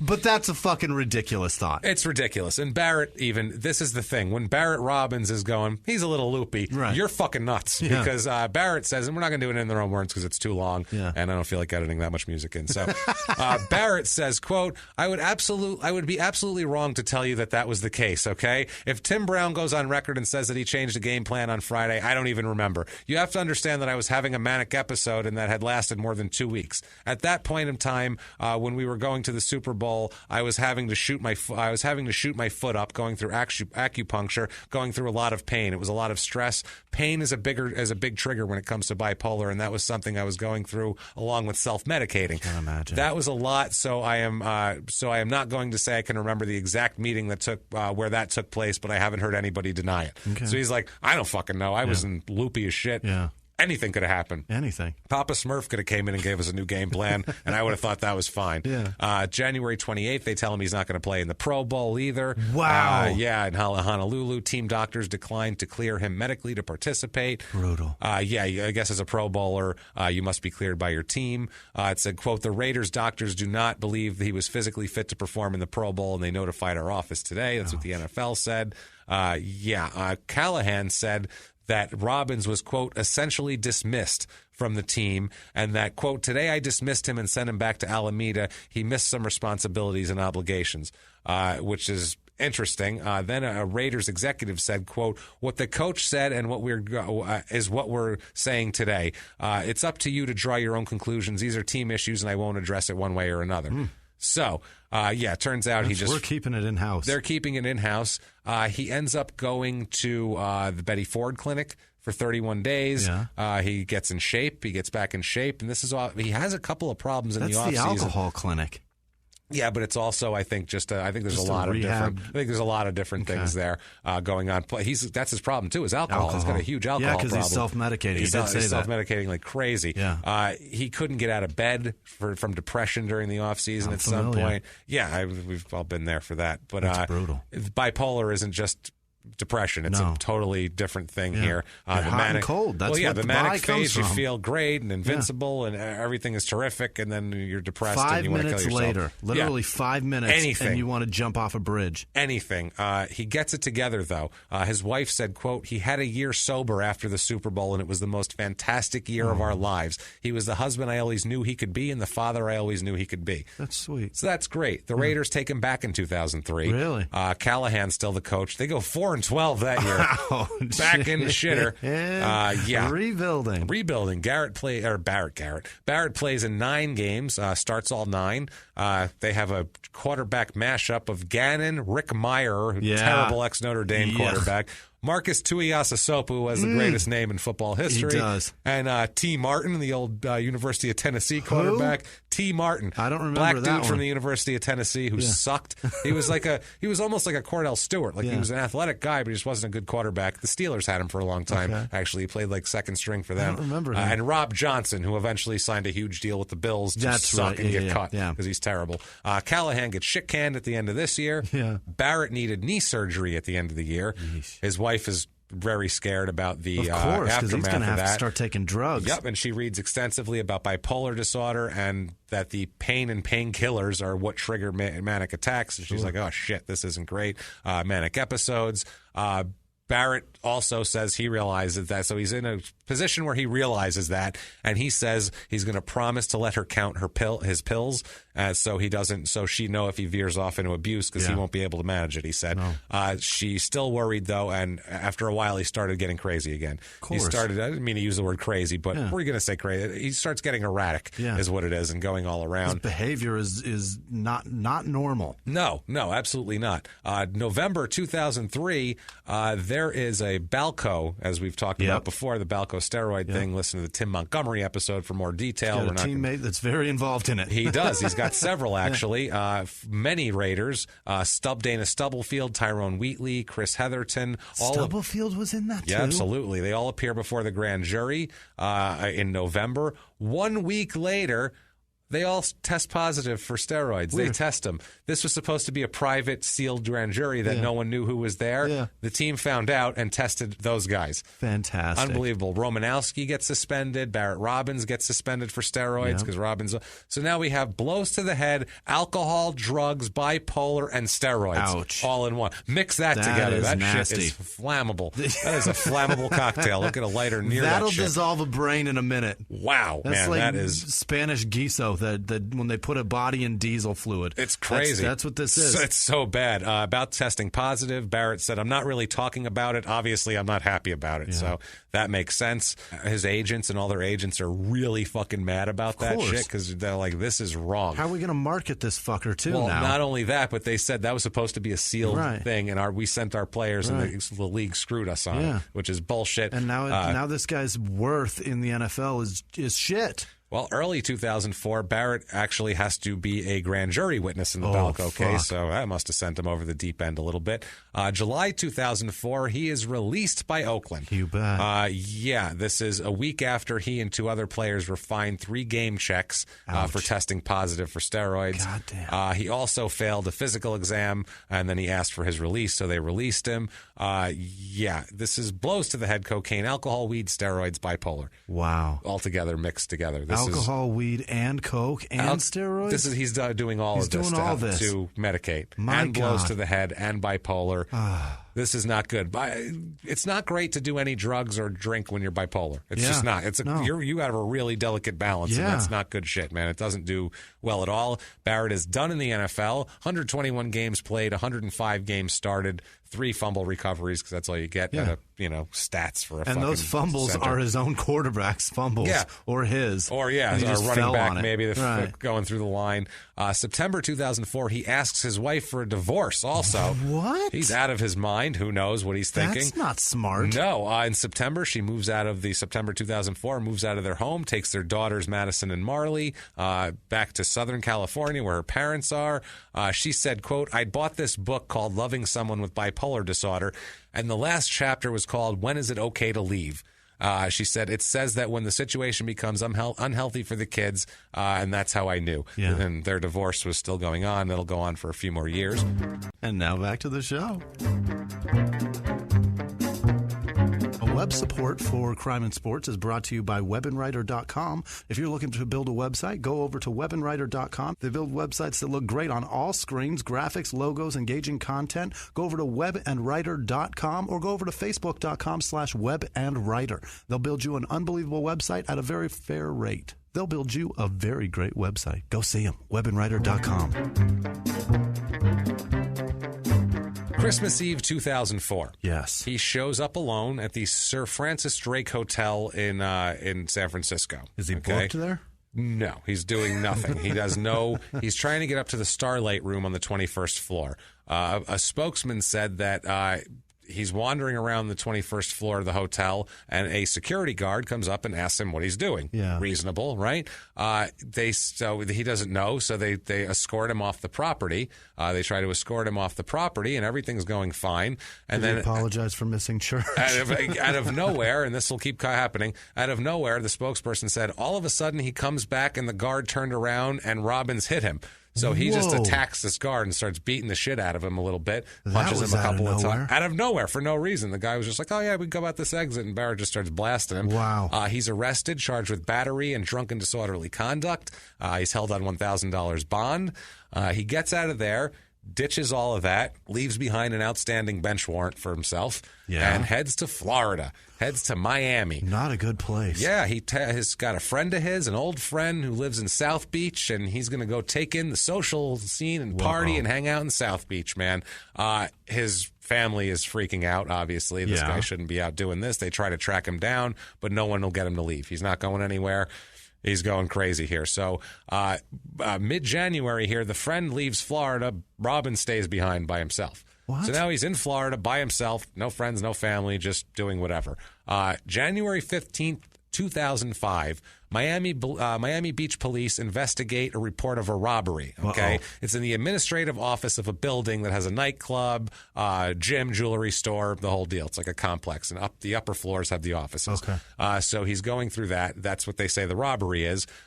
Barret ends up barreling himself through a pub. It's on the first floor, the Playwright Irish Pub. The owner and the chef are telling him no, no, no, and he busts through the kitchen, goes there, and goes up to a second-floor bathroom through there. This huge, crazy guy doing that. He has no shirt, no shoes on, and he's in a complete manic state. Okay? It's nuts. And he used to play center. And 2 years ago, literally. He is so big. He's doing this. The police come, and the police look all around, and they said some guy ran by up there. He's upstairs, so they go and find him. He's found hiding in a second-floor women's bathroom, okay? Two detectives find him in there. He is sitting on the toilet, not shitting, but sitting there with no shoes on, looking like a crazy person sitting in the toilet. So they're escorting him out of the bathroom. There's a third officer who had come up too, and the third officer tells him, please place your hands on the wall to be searched. Sure. Basically, what he did then was beat the living shit out of these cops. What? Starts kicking their asses. They say he repeatedly laughed as he was beating the shit out of this Colin Fronger, who is the officer, with his fists. He drove him through the emergency exit door like he was in Roadhouse, tossing somebody out for throwing a bottle at the blind guy, laughing. His balls off. The cops said the other two detectives, Mark Schoenfeld and Mike Muley, they say that he was completely undeterred by kicks and punches from them at him. They're trying to kick his ass, and he's ignoring them, tossing this other guy around. There's one moment that he's thankful that it's not 2017, because they would have shot him with everything. So this is in like a tight hallway, and it happens so fast. They're like, what the hell's going on? You don't have any. You take a gun out. He's right there. He might take it away from you. Who knows? Like that. So they try to subdue him, but eventually he's like King Kong. Like he turns his attention away from the one officer he threw through the emergency exit and turns around to these guys. Like, you want some now? He picks up Schoenfeld like a body slam, picks him up like he is Hulk Hogan body slamming him, and slams him into both sides of the wall in the hallway. Picks him up and starts racking him against the hallway like he's in the WWE. All three of these officers were under 180 pounds, and they're fighting. At this point, he's a 350-pound manic, giant alcohol-fueled crazy person. He is the fucking Incredible Hulk. Yes. Now, they say that Robbins tried to grab Fronger's gun at this point. So Muley, the other one, pulls his gun and threatens to shoot Robbins. So what Robbins does is slap his gun, grabbed his whole face with his hand. They said covered his face, and started slamming his head into the wall while he was holding his face. Like Harry and the Hendersons. This is crazy. Yeah, he's a giant, he's a Sasquatch. He's a loose Sasquatch in San Francisco. He's a San Francisco Sasquatch. That's the other thing, too, laughing the whole time. And they said as he was slamming his head into the wall, he also pinned the dude's forearms against the wall with the other thing and was hitting his head and began to snarl and growl at him. Wow. Holy shit. Wasn't that what he did in Harry and There's he grabbed faces and just like throw them down a hallway? Yeah. The Fronger ends up unconscious, which is fucking nuts. Schoenfeld had a broken shoulder, busted teeth, teeth knocked out, the whole thing. So Muley says, he grabs me by the face with his hand as he charged at me and smashes me into the wall. I had my firearm out pointed at him. He was grabbing at my forearms, holding my forearms, trying to pull it away. I just started firing the gun. Wow. He fired 3 times. Fired 5 times. 3 slugs hit the hallway and office walls. 2 hit Barret right in the chest. 1 in the heart and 1 in the lung. Oh, my God. 1 pierces his heart. 1 goes into his lung. Muley, the cop, says, quote, he didn't fall down. I was kind of surprised. He just bent over, put his elbows on his knees, and told me he was going to kill me now. Oh, my God. He said, quote, now I'm going to kill you. And he said that pissed him off. Yeah. Like that, he was like, now you're fucking dead. You shot me in the heart. Before. I'm going to fuck you up. I was just fucking around. This was fun before. Now I'm going to fucking kill Remember you. how I was laughing? It's not a joke anymore. It's not a joke. You shot me in the heart. Imagine you shoot a guy close range twice in the chest, and he says, now I'm going to fucking With kill. the All you did police was piss him revolver. off. All you did was piss him off. Holy shit. Hey, what do you do? That's That's not a 9mm. That's a 40 or bigger. This is, it might have been a 38 back then. They Maybe. probably got it. Even a 38's a That's pretty still good enough. size. That'll get you going. They're not carrying 22s over here. Yeah, so the cop says, quote, he didn't fall down like I thought he would, and he says he's going to kill him, which really, whatever. He knocks the cop's gun away at that point, slaps his gun away, and knocks Muley out cold. So he shoots him twice, he slaps it away, punches him, and then at that point, he sits down. Is this for real? This is for real. Then at that point, he sits down, okay? I didn't know that you could get shot in the heart and live. Apparently he can. Not just live, but keep fighting. It's insane. Robbins is also claiming the police used excessive force, that he was a victim of unwarranted assault and battery, which might have been in the beginning. Hold on. He's around to take a statement after this? Well, that's later. Let's get into this here. He survives this? He survives this. What? He does not die. This is not the end of his nickery. This doesn't even smarten him up. Never mind survive it. He says he just remembers running into them, pushing them, and getting shot. He doesn't remember any of it. The Detective Muley said he'll never forget, quote, knowing that there was nothing you could do to stop him. Nothing at all. Not even shoot him. It Literally. didn't even stop him. Yeah, it's fucking... For real. You can't kill him. It's absolutely nuts. I mean, can you imagine that? He goes to the hospital. He's going to be charged also, by the way, with attempted felony murder, which carries possible maximum sentence of life.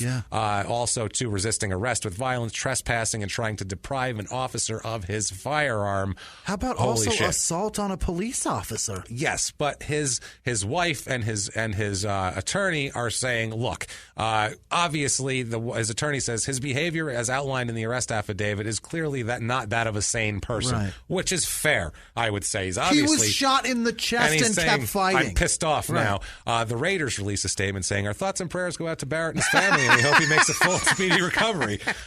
He is in a coma for 3 weeks. 3 weeks in a coma.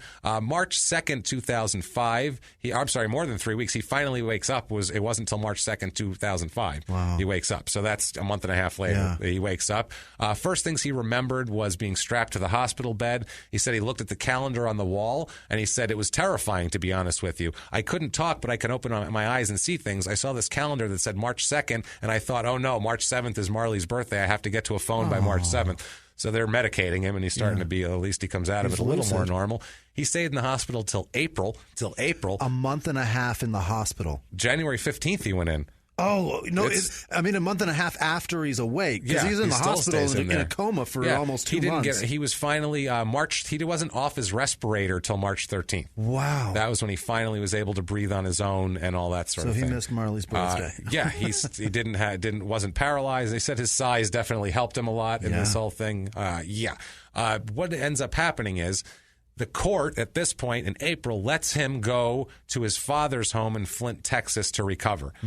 He's basically free on bond, but facing 3 felony counts of attempted murder, which is an interesting thing here. In April 2005 here, that's why I said he's released from the hospital. He has to post a $51,000 bond to be able to go to Florida to do all of that, or to Texas to do that. A crazy cop killer gets bond.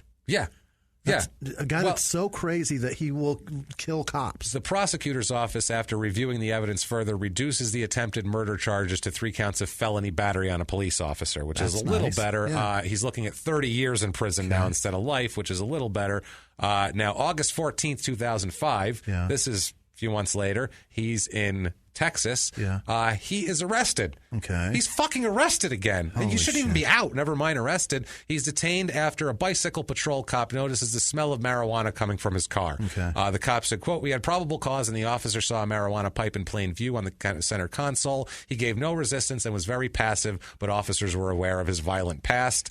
As a cop, if you come across that guy and you run his information and see what... Have a nice day. Have a good one. Take care of yourself. Not worth it. No. He's released on $800 bond after that. The Miami-Dade County State's Attorney's Office said that, quote, this may have negative ramifications on his pending criminal case in Miami. I would think so. Yeah. His father said, quote, he was in San Antonio smoking pot in the car, and he blew the smoke right in the direction of the bicycle cop. What in the world could you be thinking, is what he said. That's He's a dad. nuts. That's what he dad. was thinking. Yeah, he ends up getting sent back to Florida and put in protective custody. Wow. He said that was tough, really tough. I learned a lot about myself there. I would say so. Mm-hmm. September 8th, 2005. He is in court. He's looking scruffy. His shirt's untucked. He looks like a mess in his mugshot and everything.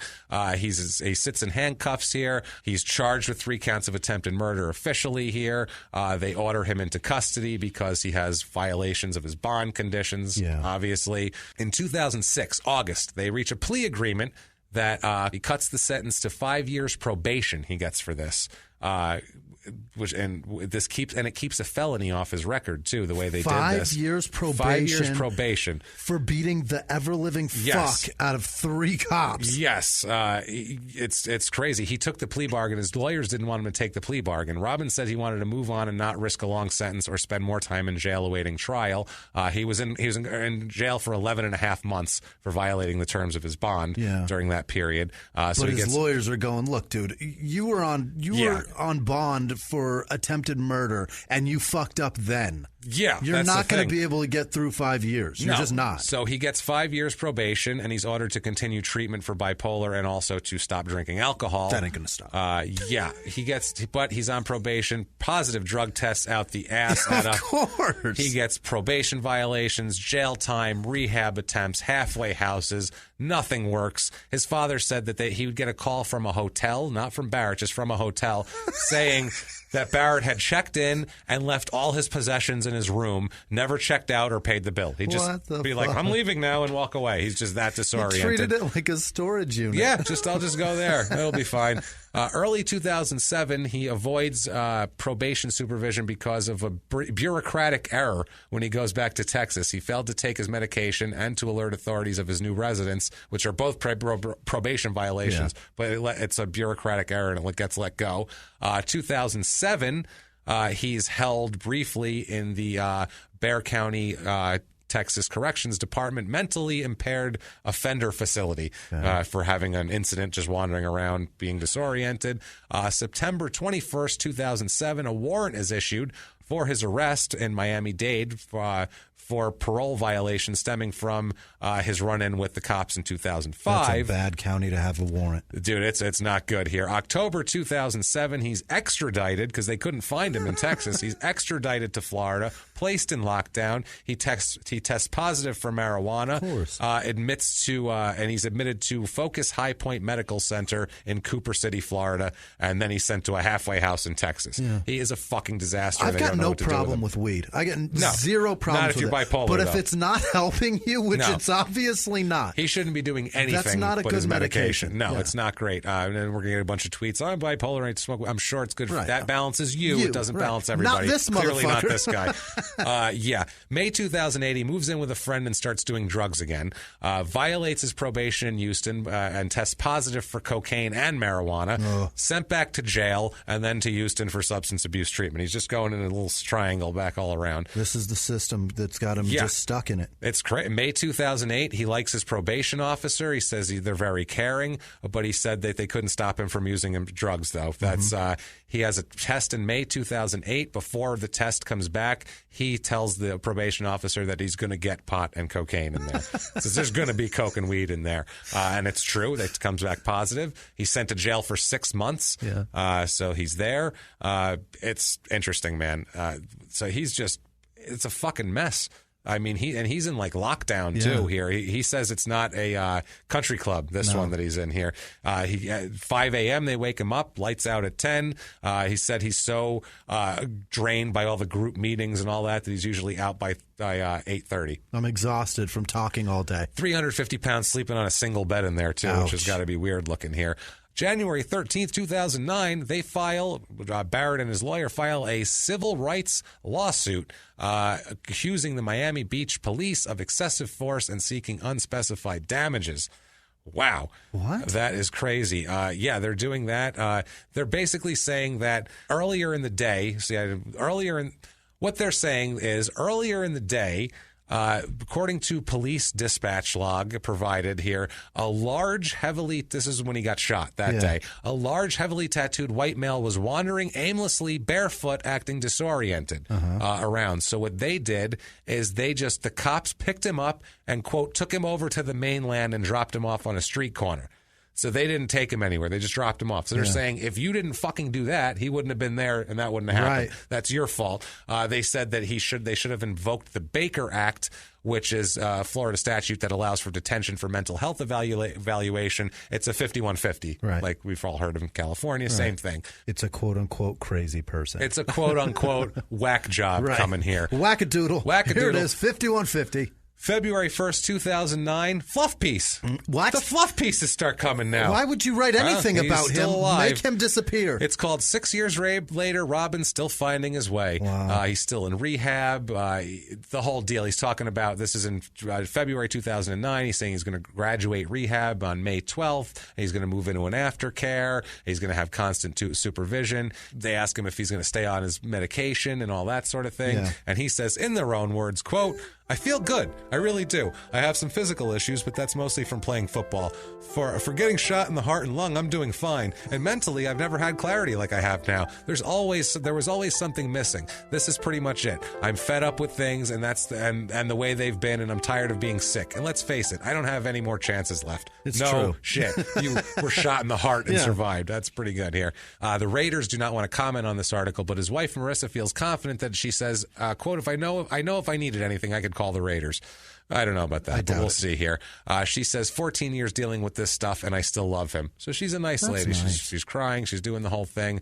Barret is he's in this. He lost track of all the teammates, they said. His phone numbers are all gone. Well, yeah, he doesn't know where he is. No, how's he going to remember a phone number? His wife never tells the daughters exactly where he is. They just say that he's sick and he's getting help. They don't say that he got shot. They don't tell him about getting arrested. Yeah. She said when he can't send holiday presents, she always wraps an extra gift and marks it from Dad. Oh. So that's nice. She tries to, she's trying to help this guy here, but doing her best. It's ridiculous, man. She's working really hard too to keep him in the picture. Yeah, no, she really is. She's really, really trying. There's another fluff piece after this where he just says that he's trying his best.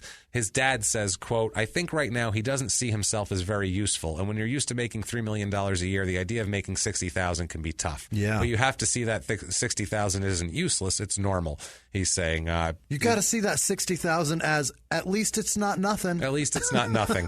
Absolutely. June 13th, 2009, he's moved to a halfway house. Yeah. He says he straightened himself out. He says when you get to the point you're sick of jails and institutions and near-death experiences, quote, God will allow you to see things in a different light, and he has for me. Holy shit, don't find God. No. Please, the last thing you need is religion mixed in this. Yeah. You're going to have to remember all that shit now. That's more shit to remember. July 2009, he's on Real Sports with Brian Gumbel. What? We're talking about the Tijuana thing. Yeah. This is when he started coming out and doing interviews about the whole Super Bowl thing, so it was very interesting. He just got out of the halfway house. He just graduated his program and was in the halfway house. Okay. So he does that. February 2010, he's pulled over in Dallas and found in possession of a crack pipe with crack residue in it. You fucking idiot. He has demoted himself to crack. God damn it. He serves 146 days in jail in Texas for that. That's rough. January 2011, the lawsuit against the city starts. They go through the whole deal again. It's basically him saying they abused him. We'll get on to more crime. Yeah. We don't need to know about that. Let's just say the lawsuit didn't go anywhere. He didn't win. Let's just say that. Let's just say it was a lawsuit brought forth by a crackhead. That's perfect. March 25th, 2011 is sentencing for all his probation violations. We have a judge here, Judge Darrell Trawick, who says, quote, you are a man who had been blessed with extraordinary athletic talent, but instead of using that athletic ability on the football field, you used it against a police officer. It's time we deal with this once and for all. You, sir, may fuck off. 5-year prison term for this now. Oh, shit. 5 years. After Bryant Gumbel? For repeatedly violating his probation. I think the crack pipe was probably the extra thing. It's like, dude, you can't do drugs. You can't, especially not crack. Right. Barret says, quote, I'm happy to have a resolution. He says, it's kind of a relief, to be honest with you. He says he's planning on writing his autobiography in prison, even though he says he's not much of a writer. Yeah. Spends a year and a half in jail. Yeah. year and a half in prison. He's inmate number M56276 at the Dade Correctional Institute in Florida City. A year and a half of a 5-year stretch. Yeah, he does that. He's sitting there. He's fucking, imagine how disheveled he is. Trying so hard to write a book. No shoes. Every other page is just, I'm sorry I missed church. I'm sorry I missed church. I'll never miss church again. He's disoriented, and he looks up, and it's Dexter Manley, interior decorator from New York City. And he says, how is it you came to arrive here? What are you doing? Look at a crack pipe, really? Is that classy now? I Crack like pipes? You We're going to do that? came in there. Class? No, that's not classy. Look at the way you're dressed. This is not sexy, okay? I'm just going to tell you right now, I can help you with this. I can get you together, but maybe not while you're in prison. Those tattoos have potential. They can, but we could decorate them. We could bedazzle them a little. I have stones that you put on them that ladies like to put on their nails. Very, very nice. We'll work it out, but we get out of prison first, okay? I'll see you then. Bedazzle your tattoos. Poof. In a puff of purple glitter, he's gone. He's gone. And Barrett's really fucking confused then. He's like, did I just see that? I don't know, maybe. He probably sees that normally. So he's released on September 25th, 2012. Yeah. He does an interview. Yeah. Again, more fluff coming out. Jesus. He says he thinks about the Super Bowl all the time. He says he just hits himself in the head and says, damn, if I could have just done this or if I would have just done that. So much Finkel as Einhorn going through his head. So much. We have an in their own words on his recovery. In their own words, quote, relapse is a part of recovery, but you have to know that mentally. It's the same thing as losing a football game. You don't go into any football games, no matter who you are, thinking you're going to lose. But once you lose, it's about how you accept that. What would I have to live for if I was waiting for the next mistake? Fair enough. Yeah. So he's out of prison on September 25th, 2012. As he's being released, a CBS Miami affiliate news reporter comes up and asks him, hey, you're going to be able to stay off drugs now that you're free? And he says, in their own words, quote, I'm not worried about that, and that's not anybody's business but mine. That's something I'll deal with myself. You know what? Cancel this. Erase what you got. I don't want any part of this shit. Go, fuck you, he says. Get out of here. So summer of 2014, he's at a rehab program again in Ann Arbor, Michigan this time. Change of scenery. That's nice. That's nice. October 2014, fluff pieces. More fluff pieces. Why? He's back in the Bay Area helping out with a Special Olympics event at Dublin High, working with children and loving every minute of it. He says their spirit is amazing. When you deal with them and interact, they've got so many gifts. One of those is just appreciation for the smallest thing. He is super, super, super happy. He's psyched. Then after this, he starts discussing his concussions. After this too, not in this piece, but not with the kids. Right. He estimates he had at least 10 concussions from high school through the NFL. 10? At least 10, I mean, and it might have been more. 10's a shitload. That's a shade low. That's what I mean. I don't think he remembered half of it. If he played 10 plays in the NFL, he had 10 concussions. Yep. That's just what you get when you're the center. He says he's just trying hard. He wants to be a father to his 15 and 13-year-old daughters. He says he's really doing really well. He's really happy where he is. He's so grateful. Everything is fantastic. Failed attempts to get clean were just part of his journey. Yeah. He says this is his summing everything up. In their own words, quote, it's a gradual process.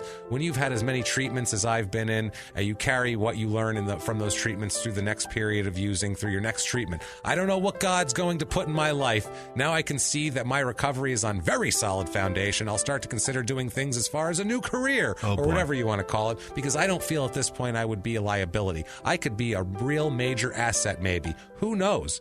Who knows, Jimmy? Did he just use that as a job interview? He just said I could be an asset. Yeah. Let's find out what an asset he is. I'm good now. I am good now. Let's find out how good he is. August 12th, 2016, at the Best Western on Federal Highway in Boca Raton. Robbins lives in nearby Delray Beach. Basically, what happens is he may or may not have struck a person at a shopping center south of the hotel on Federal Highway. Police are called to a store after the report of an assault, but no witnesses came forward and no victims came forward. So the witnesses didn't want to speak and the victims didn't come forward, so they gave up. Yeah. So Robbins is also reported. They're like chasing down reports of these assaults.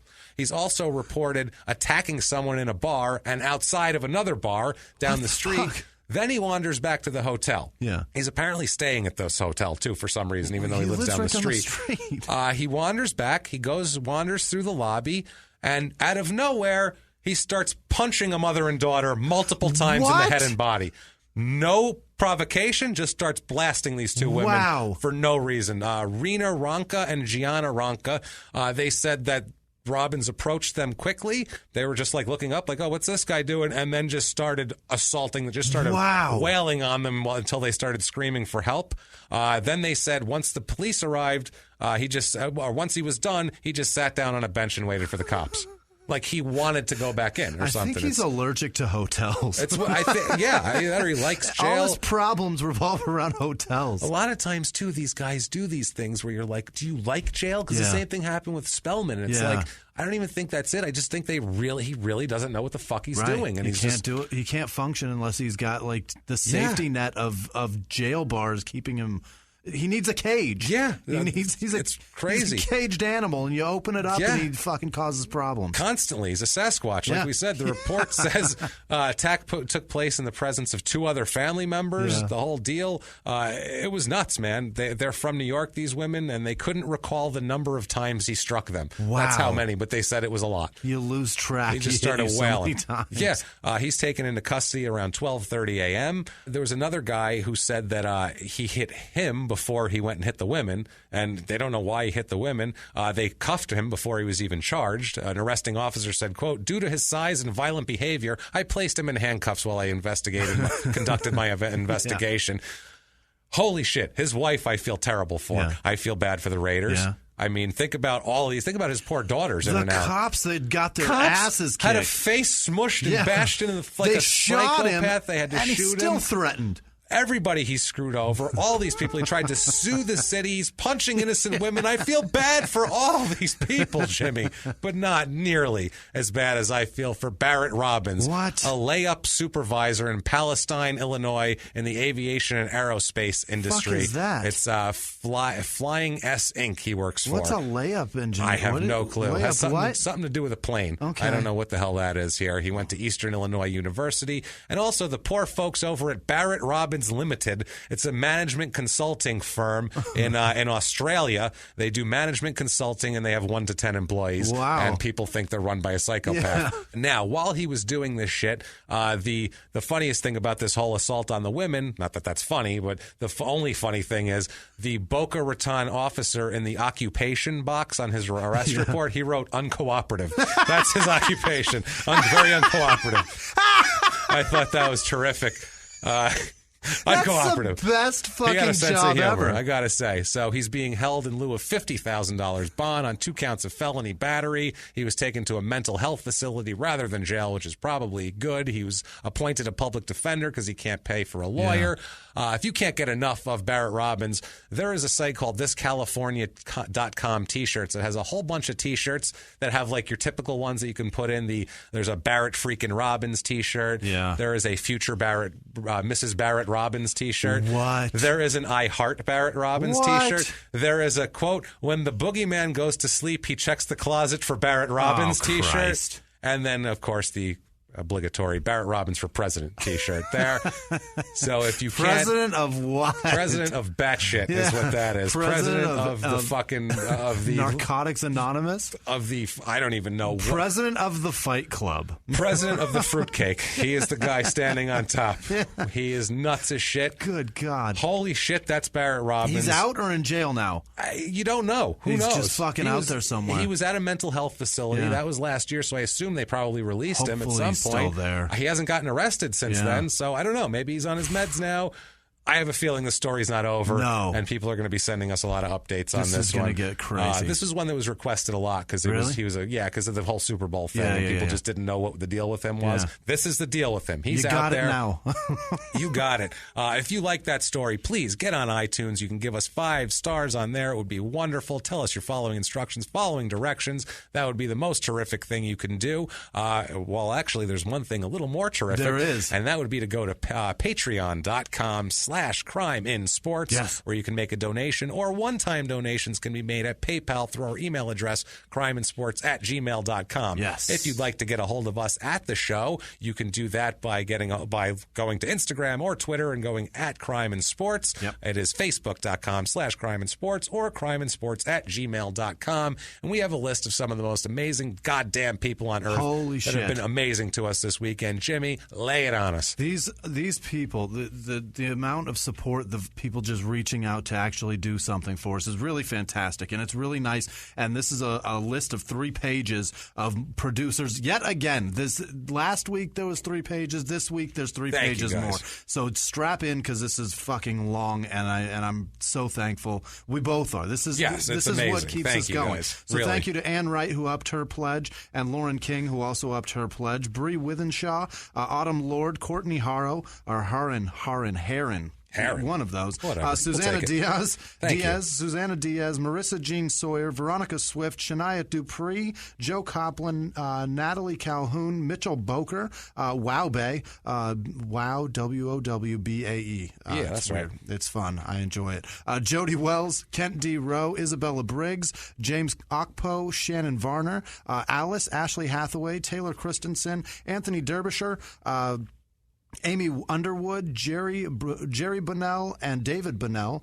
Taylor Hunsaker upped her pledge. Thank you. Janelyn Prude, Greg Baxter, Penelope Osaguera, Byron Bell, Heather Cooper, Katie Meixner,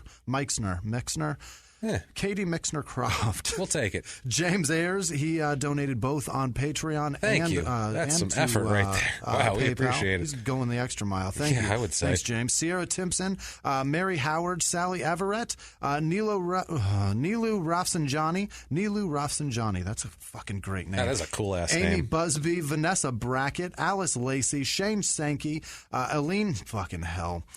Every word gets tougher and tougher. Aline Nicolene Quernis Leon. Yeah, really. It's all wrong. I am so sorry, Aline. That's a tough one. That's fucking brutal. She's had that mispronounced once or twice. So many times. I'm so sorry. Nicolene Quernis Leon. I don't know.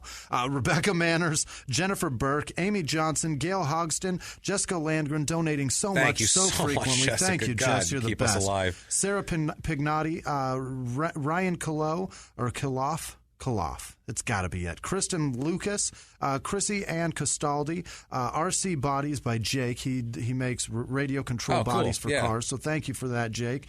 Kathleen Jordan, James Ayers again, of course. Patel Huang, Jill Crosby, Rachel Sanderson, Kelly Bricka, Rick Decker, and last but not least, Kevin Gilroy. Thank you guys so much for helping. Thank you guys for donating. Thank you guys for keeping this afloat. Thank you guys. You guys are the producers, like we said. And Jimmy, what if these fine people wanted to get a hold of someone like, I don't know, you? You may do that at Wisman Sucks, WHISMAN Sucks on Twitter, Instagram, and Snapchat. Follow along, play along. I really appreciate you guys doing this. It's fucking incredible. And I am at Jimmy P is funny. And if you want to find me on Facebook, copy and paste my last name because you're not going to spell it right. So why bother? There's I's and A's and shit you don't know about in there.